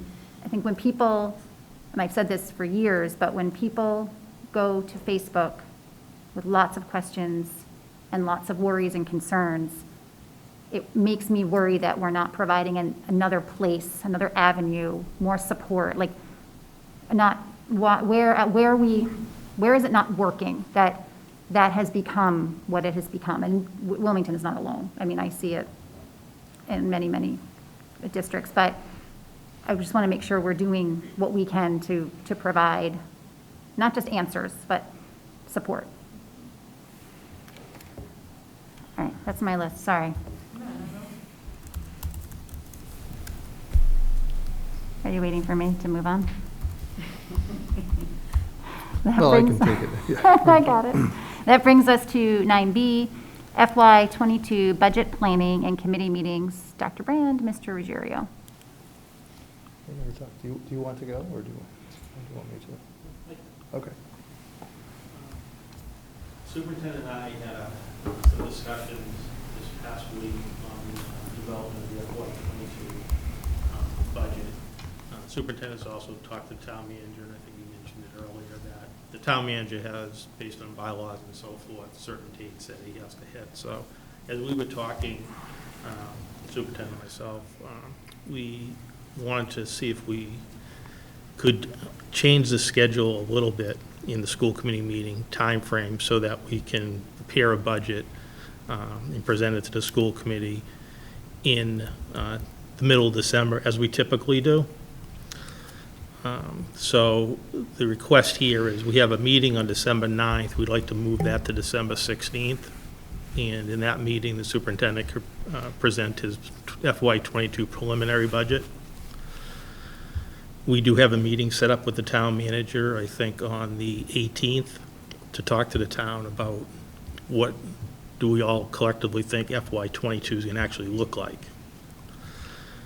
And once we have that meeting, as we do, each year, we'll come back to the school committee toward the end of January with a recommended budget.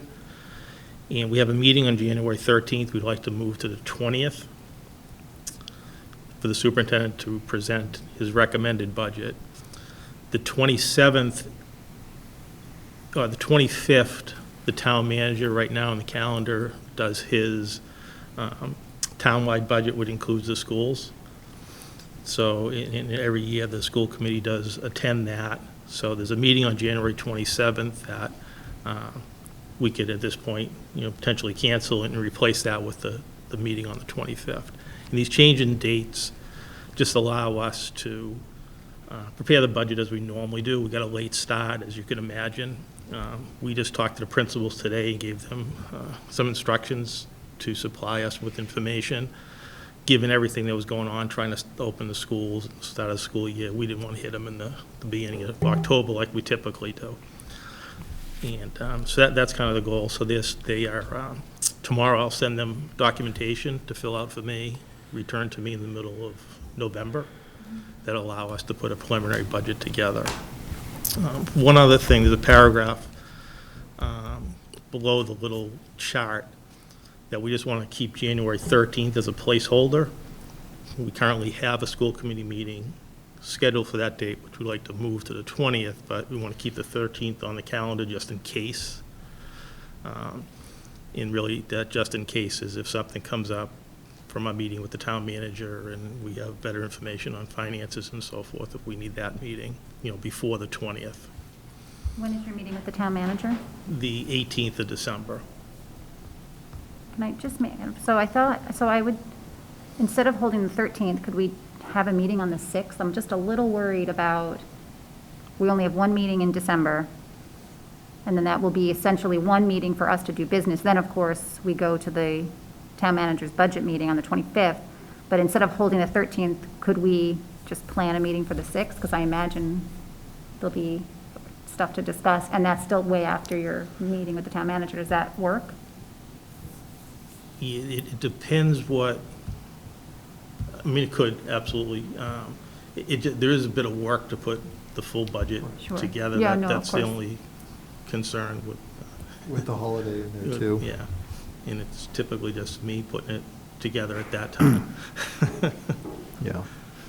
But, certainly, we could, it may not at that time be the recommended budget, but if, it maybe could be, again, a placeholder if we need to discuss something that came up in that meeting with the town. But the recommended budget would be the 20th. Correct. Still. So I'm just suggesting that instead of having a placeholder for the 13th, that we have a meeting on the 6th. Would that mess up your budget presentation? No, No, okay. no. We probably wouldn't have a budget to present on that date. Sure, no, I understand that.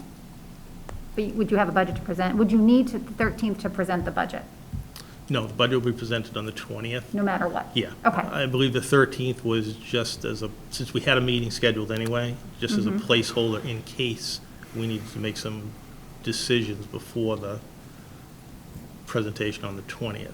But those in case things could happen on the 6th, technically? Yes, Okay. yes, yep. All right, Mrs. Burns? I do think, to have a meeting,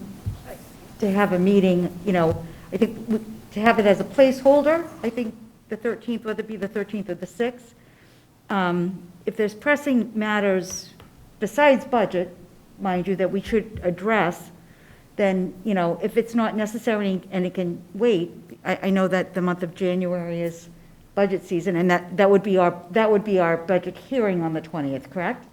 No, the 20th is the recommended budget from the superintendent. Okay. The town manager that following Monday does his town-wide budget, and the budget hearings in February, the middle of February, Our budget hearing? the budget hearing. Okay. Correct. Yep. Yep. All right, thank you. But I still think that having, whether it be the 6th or the 13th, if there's matters before the district, because between now and then, so many things can occur with regards to global pandemic, any issues like that, we should at least, say tentative. If we need it, great, we have that date that everyone has the expectation could be. If we don't need it, then we can always cancel it and just do the 20th, or what, the 13th. Maybe you want the 13th to give you that little leverage. No, the 20th is what we want. The 20th is set. Right, no, but Now what it's just deciding, I would still recommend the 6th, because it's just too much, it's too difficult to get packets together with a one-week turnaround. So to do the agenda, so I would say let's just plan for the 6th. We're going to have business anyway. Our last meeting was the middle of December. So I feel like we're not going to have stuff that needs to be done. So we Would meet you on the meet 6th. before the holidays or during the holidays? No, January 6th. Right, but what I'm saying is turning around packets and posting packets, I just, Yeah, because if you do it on the 6th, The I pa- mean, the packet's all gotta your go out on meetings the have to be 30th. Decided before Christmas, and a lot can happen from Christmas to the 6th. Yeah, that's actually more difficult. then the than 13th. to have 13th. Okay. We can keep the 13th as like a place, well, we could, I mean, I don't. Or I as a don't- meeting. We'll just keep it as a meeting then. Right. Just keep it as a meeting. Mm-hmm. Okay. We currently have the 27th scheduled, but, I don't mean to make this more confusing, but I guess I just did, didn't I? Well, no, because if Paul wants the 20th, Yeah, regardless, so the 27th, we're going to cancel. we're going to cancel because Right, we're all going to so- go to the meeting on the 25th. Right. So I think that makes good sense. Okay. I just don't think it makes sense to only have one meeting, especially when it's the budget presentation, which is going to take a lot of time anyway. Yep. Is that, okay, so the 13th, got it, and the 20th. Thanks, Paul. Thank you. All right. Item C, Special Education Parent Advisory Council, known as the CPAC, Mrs. Newhouse.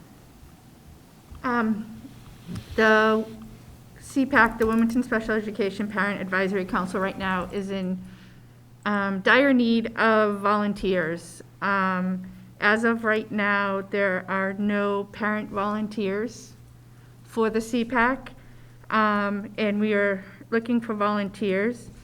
For parents who don't know what the CPAC is, it's a Special Education Advisory Council, and it's under Mass General Laws, required for school committees to entertain one, although there is a way to not have one and for districts to get a waiver. If districts get waivers, my understanding is there's a lot less opportunity for special education parents to serve as the advisor to the school committee on certain matters that pertain to special education within the district. So it's really, in my opinion, a great opportunity for parents to be able to help advise the school committee and give their input on what special education needs in the district. So with that said, we are searching for volunteers, and there's going to be a meeting, a Zoom meeting, Thursday, November 5th from 6:30 to 7:30 for anyone who's interested in hearing more on exactly what entails on being on the board for the CPAC, what all the positions do and not do, and what your time may need to be, because I understand right now, especially for special education parents, time is very precious, and everyone is spread in pretty thin. So we will be sending out a meeting link from Student Support Services to all parents whose children are on IEPs with the meeting link. And there will be an agenda because CPAC does have to follow open meeting laws and follow agendas just like the school committee does. So that will all be posted and sent out to parents via the Student Support Services. And if any parents have questions between now and then, they can feel free to email me at my school committee email address, which is on the school website, but it is also joe.newhouse@wpsk12.com. Thank you very much, and thank you for taking the lead on this. We appreciate it. Any other comments or questions? Joe, how many parents do you need to run? We've done it with as few as 3 in the past, but the more the better, because you can share responsibilities, and then you can also, with more members, you can get a lot more done and cover a lot more ground. And, there's a lot of different topics that are of interest of many different people and that affect districts. And though we try to keep it so it's not based on individual needs, there's a way to address the different needs on a broader base that affects the entire district. Thank you. So, it's next week, families. Thank you very much. All right. We are at 9D, which is the MASC resolutions. I'm going to pass that over to Mrs. Byrnes, and you'll read the resolution title. If you are fine with it, we're going to just move at the end to vote. Do you want to explain this? Yes. Yep. So as I've done last year and the maybe previous, I'm going to follow how the National School Board Association and MASC has adopted this as a part of their resolution process when we go to the delegate assembly. I will read each resolution, and if nobody has anything to bring to it or no discussion, just say nothing. If there's something that you would like to speak to when I get to the resolution, say hold, and then what we'll do is we'll go back to it for discussion. But by doing it this way, anything that people, by not speaking to it, would mean that we would agree. And we can get through a lot of these resolutions quickly, and that would afford us time to discuss those items that may warrant discussion by board members. So there's a couple of ways we can go. We can vote yes, we can vote no, or we can take no position, would be the three pieces that will be the end result of these resolutions. If someone does request to hold for further discussion, I will only read the therefore it be resolved portions of the resolutions, and I know people who are watching, all the resolutions in full are on the website and within our packets for review if you haven't already seen it, but just to try to keep it timely. Does that sound reasonable, and does anyone have any questions with regards to it? David? Would we also have the ability to propose amendments? Yes, yes. And just to let you know, resolution amendments need to be in by tomorrow at 4 to Glenn. So if you can write out your amendments, if we agree to these amendments, I can either submit them for you, or you can submit them directly to Glenn Kuchar yourself. Whatever, we can work that out. We can work that out, and we can do it offline as to what might be the best method of doing it. Because I don't have the capacity right now to write it in full, but if that can be, if we do have an amendment to discuss and vote on that we'd like to bring forth, then if someone could email it to me or to Glenn Kuchar directly, and then I just would need a copy so I can argue it, or not argue it, but bring it forth at the delegate assembly. And then just to clarify, MJ, if it's a yes, we'll move on, no one will say anything. Right. If it's a no or no position, then we'll hold it. Right, anything other than a yes, we're gonna try to breeze through, and Okay. then anybody else we can do a hold on for no or no position, or for however amendments discussion. Okay. Are we all on par with this? Everyone has, okay. Mr. right, so- Ragsdale. Yeah, Yes, I please. just had one other short thing to Please say, do, which is that because of the requirements and the spirit of the conflict of interest law, and because I work for DESE in the assessment office, I will not be commenting on nor voting on Resolution 1. Okay.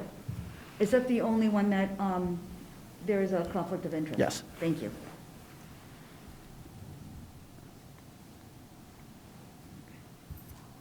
Very good.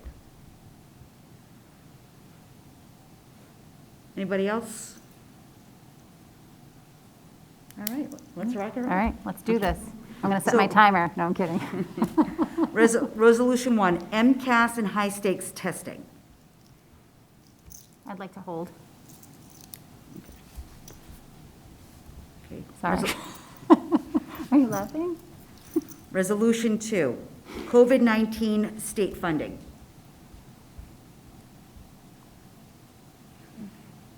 Seeing none. Resolution 3, School Committee Anti-Racism Resolution.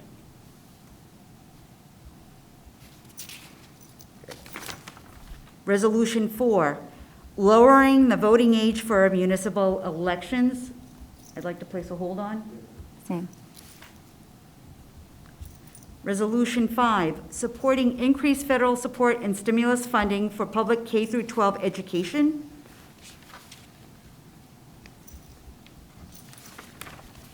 Resolution 6, retention of Medicaid revenue.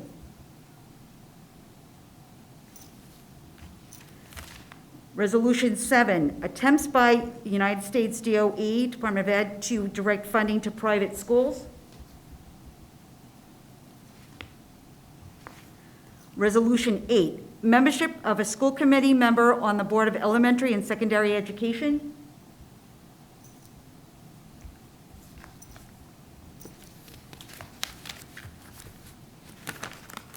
Drum roll. I know, this is, thank you, everybody, for reading these so carefully. We really do appreciate it. Resolution 9, providing equity and sexual orientation dash LGBTQ and students, teachers, and staff. And last resolution, Resolution 10, relative to the monitoring of attendance of students during the pandemic. I would like to hold on that, if we could. Sure. All right, so let's get started. Resolution 1, MCAS and high-stake testing. Therefore, it be resolved that MASC rejects the calls for the students of 2022 who missed their 10th grade MCAS testing to be required to make it up during the 2020-2021 school year or ever. We demand those students be held harmless for not taking the MCAS and that their graduation requirements shall be determined by locally controlled voices of the school committee and school administration within the remaining graduation requirements of the Commonwealth of Massachusetts. Additionally, we reiterate our call for moratorium on all high-stakes testing for the 2020-2021 school year so all students can benefit from their time being focused on direct instruction, and we urge the legislature to enact a moratorium on high-stakes testing of 3 years. Ms. So I Bryson. put a hold on, yeah, so I'm actually fine with all of it except for the moratorium on high-stakes testing of 3 years. I don't feel as though that's necessary. I agree with everything else. So I would prefer to to actually just remove that. So after the end, we urge, So is it the last? the last bit, right after, and we urge the legislature to enact a moratorium on high-stakes testing of 3 years. So I would recommend that we remove that. Do I make a motion for that? What do? I do. Or let's discuss, and then we'll, yeah. Discuss, anybody? I'm in favor of keeping the language in there. I think that, the impact on schooling, we don't even know what the impact is going to be for the next couple of years, and I think holding students accountable in the same ways that we have before Can I have that for a doesn't second? make Jen, sense. You should make a motion to amend, and then this is the discussion of your. And then motion. Okay, so I'm, sorry, Oh, okay. thank you, That's fine. David. It's a good point. I'll make a motion to amend. Is there a second? And now Okay. there's discussion. Thank you, David. All right, no more, because no, I'm kidding. Parliamentary Procedural matters only. Procedural matters are fine, thank you. Thank you, David. For keeping us in line. All right, back to you, Mr. Samaha. Well, I mean, that's You're all set. that's what I would have said during the right time to say it. You have to say it all again I now. have to say it again. How would I say? Can we cut and paste in the minutes? Okay, thank you. Mr. Fennelly, oh, sorry. It's funny, Jay's point for me reinforces your thought. We don't know what the next couple of years are going to be, so I agree with taking the language out and just dealing with it year to year. Maybe next year, things look a lot better and kids are back in schools regularly and we can reinstitute testing. Great. Maybe we're in the same spot we're in now and we extend it for another year. I think encouraging a 3-year moratorium right now with so much unknown, it just seems too long to me, so I'm in agreement. I agree with Jesse. I think that everyone has their feelings on high-stakes testing, but it does provide us with some really valuable data. So I understand needing to not use it at this moment, and I'm in complete agreement with everything else. But I just, what you said, I think that 3 years just seems like a bit much. Can't we come back to this next year? I would like to throw it out there, because I can see both points. That I think what language I'd feel most comfortable with, because every district, this is going to impact every district to some extent, but it'll impact it differently. Like the urban districts may be more impacted where they have a higher concentration of low socioeconomic students who have access to accessibility and have their own issues with going remote or going hybrid. And because we're in different metrics, like right now we're in hybrid, where other districts are now solely in remote because of the pandemic. So there's an imbalance. And I would like to see maybe some language that would partial it to local, you can't do local decision, but some things like for lack of a better word, hybrid of the two considerations, that it can be considered. It can, just each district consider it whether or not, like some sort of like they did when they were rolling out the MCAS. Like pilot years or something, like option in, option out, kind of, without any negative impact to those districts. Because you talk about the stressors of the students being ready to take a test, but there's also a huge, I would imagine, and please direct me if I'm wrong, a huge impact and time for staff to ensure that they are delivering the aspects and curriculum. And because you've got so much asynchronous, we're not talking about direct instruction 5 days a week. We've got different modalities of learning, and I really don't, I personally, well, I've got my own opinions about MCAS overall, even in normal circumstances, but especially in a situation like this, I think it brings in unnecessary or undue stress, anxiety to a situation that's already, we can't forget that we are still going through COVID. We are still having outbreaks. We still have people impacted by their medical. That to bring this layer at this juncture this year, and we don't know how long, how far. I think it's all dependent upon vaccines and things like that. But I think we should have something, maybe not so specific as 3 years, but to be able to revisit it over the next 3 years, or a pilot situation, or opt in, opt out, or some other method by which we can show DESE that our students are learning the curriculum and the skills and what they, in a different format. You know what I mean? Why should MCAS be the same thing we're delivering when everything else these kids are doing are different for this year? Do you know what I mean? Maybe we have to look at it differently. So I don't know. I'm just throwing it out there for some middle ground. I'm in favor of removing the language. Completely? Yeah, because if we remove it, then we can revisit it again next year. Not necessarily. Well, it would bring it forth again as a new Right. resolution because it's a, Right.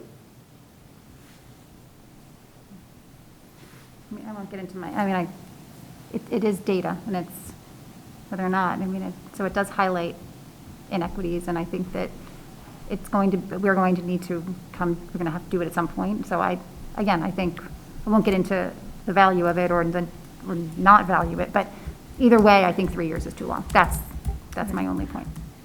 I'm not in disagreement with speaking to it as, because we probably aren't the only board that will probably would have the same similar concerns with an exact date, like exact time frame. Because it would be an ebb and flow situation, I suppose, but I just, I think we should vote. I think we'd have to reassess anyway at this juncture, since So I wouldn't Do we be, vote now, and then if it doesn't pass, then we come back to another language change? So now you vote on your amendment. Okay. To- All right. To strike the language after. Take it away, MJ. I'll try, guide me, David. So is there a motion to remove? We already did The the motion's been made and Oh, is there a seconded, now it's motion? just vote. Did Now that? Motion we're and a just to the second, vote. so we're Oh, just forgive voting me. now. Okay, so I'm sorry, so you got to stay on top of me. Is there a second? Jesse seconded. Okay, I second it. Just call for a vote. okay. Okay, so anyone in, so favor of removing, we urge the legislation to enact a memorandum of high stakes testing of 3 years, and just going with the other language afforded. Who's vote for, I'll vote for that. I'm sorry, forgive me, I'm a little rusty. That's 1, 2, 3, so that's 5. So, And then, I'm sorry. so 5 in Five in- favor. I think, did you raise your hand? No. I MJ, did. did you raise your hand? I did, Okay, so 5 in favor, and then opposed? 1 opposed, and one abstain. And one abstention. and 1 abstention, sorry. I'll get into my flow, but just now. Doing great. All right, what's the next one we have to discuss? Okay, R4, lowering the voting age for municipal elections. Therefore, be it resolved that the sponsors call upon the Massachusetts legislature to pass the Empower Act and take other means necessary to allow cities and towns to establish a minimum voting age of 16 years for all municipal elections. So I'm on the fence with this. I think, go ahead. I'm sorry, I don't mean to be the first one to talk. Sorry, Mr. force of habit. Mr. Fennelly. I will keep my personal opinions about this particular issue out of it. My thing with this is I don't understand why it's a school committee issue that we're talking about 16 and 17-year-olds voting in municipal elections, that's all. Mr. Bjork. I will say that they provided a lot of information in this this proposition in favor of it. I would have to do an awful lot of research on this before I'd stand behind something like this. I've never even heard of such a thing before. This is brand new to me, so I would either oppose just because I'm not well educated on it, or take no position. Mrs. Byrnes, and So- then Mr. Smaha. Oh, I'm sorry. Go ahead. I don't mind waiting my turn. Joe, did you say So something? who- Oh, okay, oh, Mr. me? Smaha. Yeah, I mean, I was just going to say that I think it would have, it would, if 16-year-olds were voting, it would have a huge impact on the schools because, schools would then be where, I know 18-year-olds can vote, but that's a smaller population of a high school. You would have, close to half a high school population being of voting age, and I think that there would be a lot of ramifications in schools in terms of campaigning and so on and so forth, that I think it would have a huge impact on schools. So I think the school committee should, have some thought, some say in the process. With that said, while I'm inclined to be in favor of it on the surface, like Mr. Bjork said, I do not have, I have not researched this. I have not, other than what is written on here, I haven't really looked at it too hard, so I would be more in favor of taking no position rather than saying no to it, but. Mr. Exton? I think that we should vote against this. I flat out reject one of the statements that they make without any evidence in the whereas statements that 16 and 17-year-olds possess the same critical analytical intelligence as 18-year-olds. I think that is clearly not true, and that lowering the voting age is simply an unwise idea, that younger kids lack experience, they lack maturity, they lack judgment. This is because they're kids and they are in the process of becoming adults and becoming more experienced and mature and gaining judgment and gaining knowledge and gaining the ability to look at the long-term consequences of decisions. And to some extent, of course, this is also arbitrary. You could make the same argument about 18-year-olds to more or less the same degree. But we're not debating that. We're debating lowering it even further from what it is, and I think that that would be an unwise idea. So I'm opposed to this. This has been a discussion, I know, at conference over the past couple of years, not too long, but I know we were, in some of the groups that I was chatting with, I think because so many communities see so low turnouts at their municipal elections, that this was one piece to remedy it, thus, as well as giving students that aspect of adult responsibility in their contribution to vote and help engage in them to do their civic duty of voting and exercising their rights. I do have to agree that, although in theory, I think it's a great idea and empowerment, but I think in actuality, it may cause more, and not to just disrespect 16-year-olds, but at all, but, because everyone is different, but I think it offers more opportunity for, can't find the right word, but disadvantages, let's just keep it at that rate, in that realm. I think there's a variety of civic aspects that I have not yet been explored, whether it be participating in a campaign, holding signs. I think there are other avenues that 16-year-olds and anyone else who may be interested could pursue. That would give them that ability to expand their understanding of what a right this truly is and how seriously it should be taken, and how do you use it appropriately. I don't necessarily think just voting to vote is the same, is not going to have the same impact per se. But anyway, that's just me. I'm not fond of it personally, and I may not be able to articulate it well, but I would vote against it, but I just wanted to hear what others thought about it too. Steve-O? I would offer a motion that we oppose. Is there a second? I would second that motion. Vote, everyone, Discussion? well, what we're discussing? I mean, I don't know if we need more, but yeah. Okay, There's we some can that further I mean, just discuss it. quickly, there's some I agree with, the increase of civic participation later in life. I mean, there's pieces I agree with and there's pieces I don't agree with, and I just feel like I don't have enough information to make, to actually oppose or to agree. So that's where I stand. Anybody else would like to speak to it? I have a friend who is a high school civics teacher, and he says that if you sort of catch them at that point where they're learning about politics, and they can be far more knowledgeable than some adults can be. And so there's actually this, so I think there's a lot here. I don't think it's been fleshed properly, so, but I think it's something that's very interesting to consider. Okay. So, so I have a motion and I have a second. Is there any further discussion? Okay, so let's take it to a vote. So, sorry. The motion is to oppose. The motion is to, thank you. I'm losing my ability to formulate, forgive me. So the motion is to anyone in favor of opposing this resolution as written, raise their hand. 1, 2, 3, 4, 5. Anyone for this resolution as written? Anyone? No position? No position? 2, okay.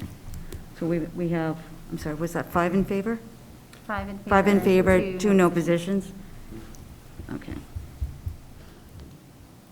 And then the last one is our Resolution 10, which speaks to the relative to the monitoring of attendance of students during the pandemic. Therefore, it be resolved that MASC advocate for legislation and regulation that protects the rights of parents to withhold their children from school for reasons of their health status or health risk, and further, that MASC advocate for regulations that holds districts accountable for the attendance of students, provide appropriate exemptions for students who experience or require extended absences from school due to health-related issues or concerns due to the COVID-19 pandemic. And further, that MASC petition the Board of Elementary and Secondary Education to waive all accountability requirements regarding attendance for the 2020-2021 school year, and that such regulations exempt districts from sanctioned status on the basis of attendance when such absences are related to a public health crisis, including COVID-19. Discussion.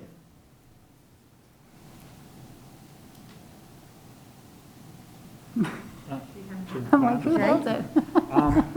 I mean, as, you know, again, you know, as a teacher and seeing sort of firsthand how attendance works and the struggles that many students have, I'm in favor of this, just knowing that, you know, the whole discussion, I know amongst my colleagues and other, you know, other people in education, just about attendance is a very major issue, and I think that, you know, trying to hold districts accountable in the same ways that they did for in-person is not, I don't think it's equitable, nor do I think it's just, and so I'm in favor of this resolution. So, I'm sorry, you're in favor or not in favor? I'm in favor, yes, I agree with it. Steve? My only concern with this was the phrase, due to health, or concerns due to the COVID-19 pandemic. That is so vague. That could be used by somebody who just decides that they are afraid of the pandemic without basis in fact.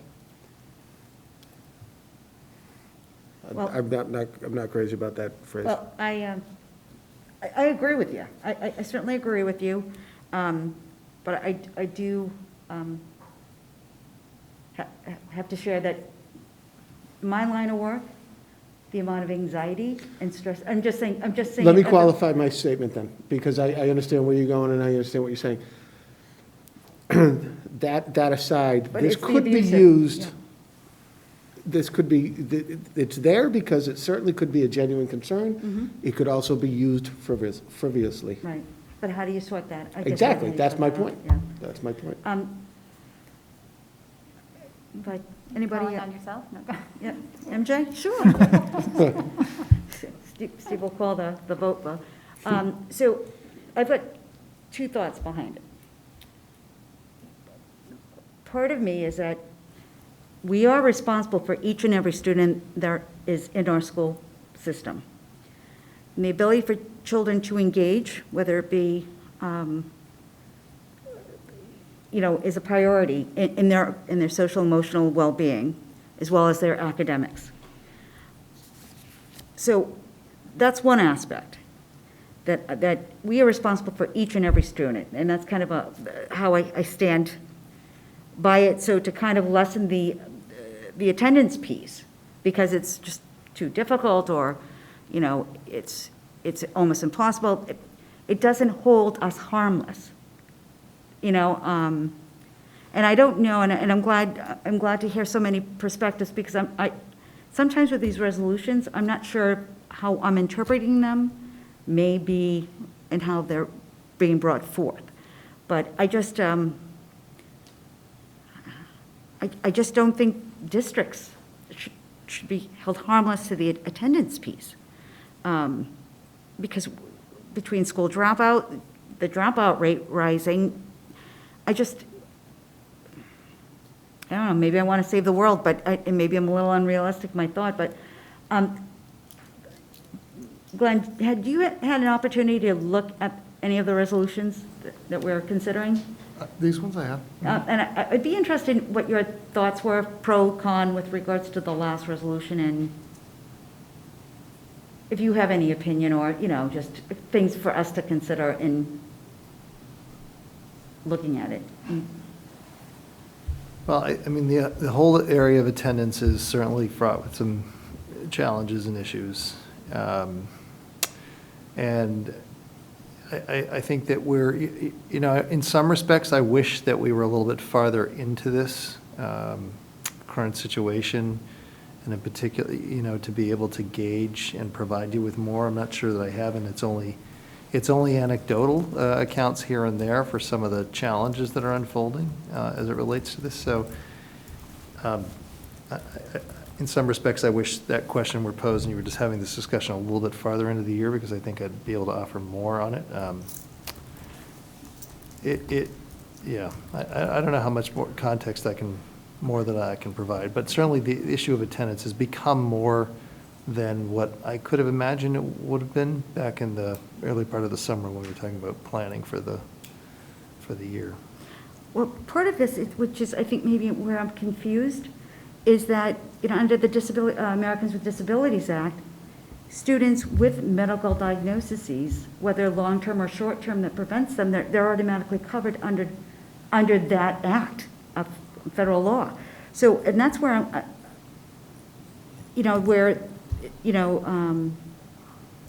it says protect the rights of parents to withhold their children from school for reasons of their health status or health risk, and further. I mean, if there's a health risk, you know, that, well, again, I'm looking at it through MJ lenses, so I'm thinking that there's a diagnosis or concern that puts them at risk, you know, which is could be covered under ADA. So there's no reason to advocate it for something that's there. And again, that's why I'm not sure. I just want to make sure I'm capturing the true essence of this. And it says, hold districts accountable for the attendance of students, provide appropriate exemptions for students who experience or require extended absences from school due to health-related issues. I mean, that's, yes, David? I think just something I would mention in regard to this, because looking at it, like, if you really drill down into it, I see the concern that Steve brings up about how broad that language could be. But I think it is important to realize that this is not the regulation. We're not voting on an actual regulation that is going to go into an effect. But this is more of an intention, like this is something, basically a document for lobbying saying more or less this is what we think that should be enacted. And to me, this is something that I think is kind of close enough to the details that what they're going for, but broad enough that it will cover a range of things. And I would be comfortable voting for this resolution as worded, knowing that if it ever came to the point of someone actually writing regulation at DUSI or writing legislation at the State House, that some of this stuff would have to be pinned down in more detail. But as a general statement of, supporting MASC taking this resolution and kind of going forward with it, I'm comfortable as it's written. Mr. Fennell? So I just want to see if I'm understanding correctly, because I'm not sure. Towards the bottom of this resolution, the second bullet says that MASC petitioned the Board of Elementary and Secondary Education to waive all accountability requirements regarding attendance for the 2020-2021 school year. Is that saying that MASC is encouraging the board to just do away with attendance requirements? Am I reading that correctly? I would say no, because attendance still has to be kept. Like DESE has been very clear about the requirements for remote learning and hybrid learning, that attendance has to be kept. But they're specifically talking about within the accountability system, which is sort of how schools are placed into different categories of how much state intervention they may need. And most of it is, so it's based on like MCAS scores, Sure. The percentage of your students in high school taking advanced classes and so forth. And then there are attendance portions of it that if you have chronic absenteeism within your district, then that's considered a problem that potentially requires some state intervention. And this is basically saying that in the accountability system, we would just waive all essentially penalties for not meeting the attendance expectations of a normal year. Well, that would impact. That makes a lot of sense. scoring. Thank you. Yeah, because I read it as MASC is basically saying we don't care about attendance this year, which I had a concern about. Well, but that's David's point exactly makes the a lot way, of sense. I interpreted it as well, so I was a little perplexed with that, and that Why would they, lobby for something that's already covered under ADA? I Yeah. couldn't disseminate that. I mean, the way Mr. Ragsdale just explained it is the way I understood it too. So, I mean, that's partially why I'm in favor of it. Because I think, the accountability part of it, I don't think that there's, a lot of districts out there that are going to be able to meet that requirement, and it's going to be held, against them in lots of ways, so. Ever That's more why I'm in reason favor. to do away with MCAS for this upcoming year at the very least. I agree. So can I make a motion to vote yes or in support of as written? I'll second. Oh, great. All in favor? That is unanimous. Thank you. Well done. Thank you, MJ. So just a couple of things just to tag on here, that way I don't have to bring it back after a subcommittee. Reminder, tomorrow night, Division 1 will be holding a virtual meeting. So it's tomorrow at 7 p.m. And how districts have been navigating the school openings, and just to touch base on some items. So you can, if anyone is interested in participating, you can sign up through the MASC website under Division 1, and a link should be forthcoming. As well as there also is, and I haven't seen it yet, but there will be a virtual meeting that MASC will be hosting to talk about these resolutions, to clarify any questions, to elaborate, and just to let you know, I will be happy to email that to you once I can find it on the website. Tracy Novik said she posted it, but I couldn't locate it. But so just to give you that heads up, and there will be, November 7th is the delegate assembly in the morning. I don't know if everybody received notification, but there is going to be a speaker, and I brought this so I wouldn't forget. There'll be opening remarks by Charles Wilson, who is the president of the National School Board Association, along with Anna Maria Chavez, who's the executive director of NSBA. And the featured presentation is Khalees Warnham, who is the Senior Director of Educational Equity, the Senior Director of Educational Equity in the Brookline Public Schools Cultural Proficiency Coach. She'll be discussing understanding the connection between cultural proficiency and equity. So you can, again, I think if you go through MASC, you can sign up for that featured presentation on Saturday, November 7th. It starts at 10:15. So just a couple things to point I out if understand anyone it's is free. interested. No charge, it's free. Free this year, yeah. If it's free, it's for me. Great. Thank you. Thank you. Thanks, MJ. Item 10, other reports, subcommittee reports. Mr. Smaha. Yeah, so I just wanted to update the committee. The Equity Subcommittee met last Wednesday, the 21st. And we, because this is a new subcommittee, we had some discussion around sort of what is our mission, our definition, I guess, is what I've called it. I guess I'm not really sure what it is, but sort of what is the point? What are we supposed to do? So I wrote up sort of what our mission, I guess I'll say, is. And I don't think, I know we talked about it, I don't think we have to vote on it as a committee for approval, but I'll share it with you so that everybody sort of has an idea of what this subcommittee is all about. So the Wilmington School Committee, the Equity Subcommittee will develop suggestions and recommendations to the school committee on matters related to policy, budget, superintendent evaluation, and educational planning that promote a welcoming educational environment for all students. This committee will work to eradicate inequitable practices and advance diversity, equity, and inclusion for our students, families, faculty, and staff. So that was our, I guess, our mission. And in our meetings, we sort of continued, just to figure out, what is this work going to look like? What are we going to be doing? And we realized in that the Ms. Bryce and Mr. Ragsdale and I we can't get this really important work done sort of in a vacuum. In order to make Wilmington public schools more the most equitable and inclusive district that we can, we have to include lots of various, all of the stakeholders in that whole process.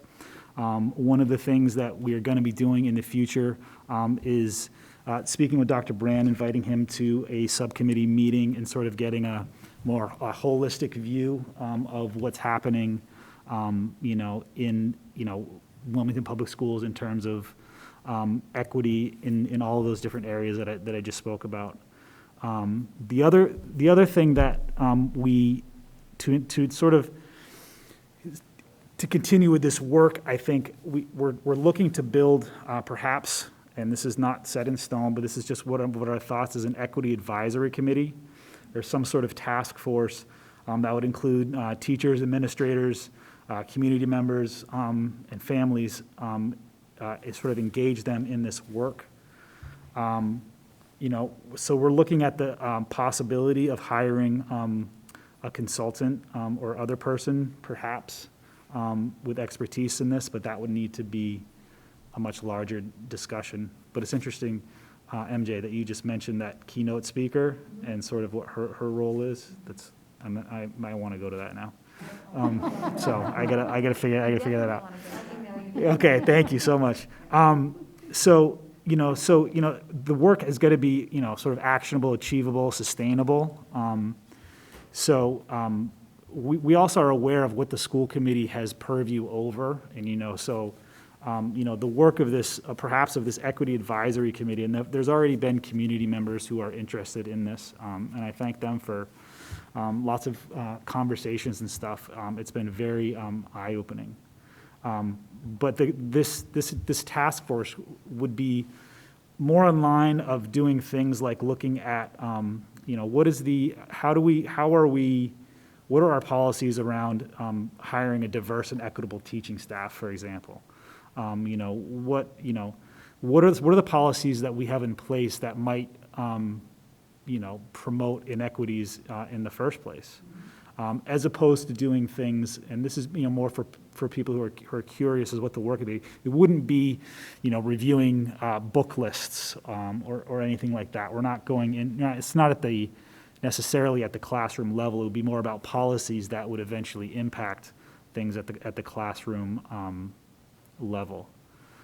So, I'm really excited about this work. I think we've got a lot of things going, moving in the right direction with this subcommittee.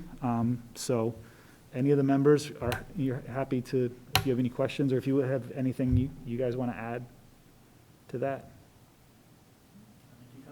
You did a good job. It's been really exciting work, and I'm looking forward to meeting with Dr. Brand and seeing where we can go from here. So it's good.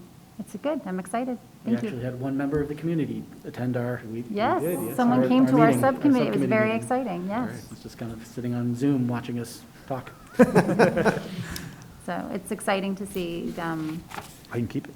the community engagement and how people do want to be involved in this work. So thank you. Thanks, Jay. Correspondence. Item 12, future school committee dates. November 18th is a regular session at 7, and then we have December, is that right? December 9th? No, December 16th. I'm like, wait a minute. No, December 16th, I'm like, we just went over this, also at 7 p.m. And I think that is all. Nothing further? Just a final motion? I'll make the motion to adjourn. Thank you. Seconded by Mr. Ragsdale. All in favor? That is unanimous. Thank you, everyone. Good night.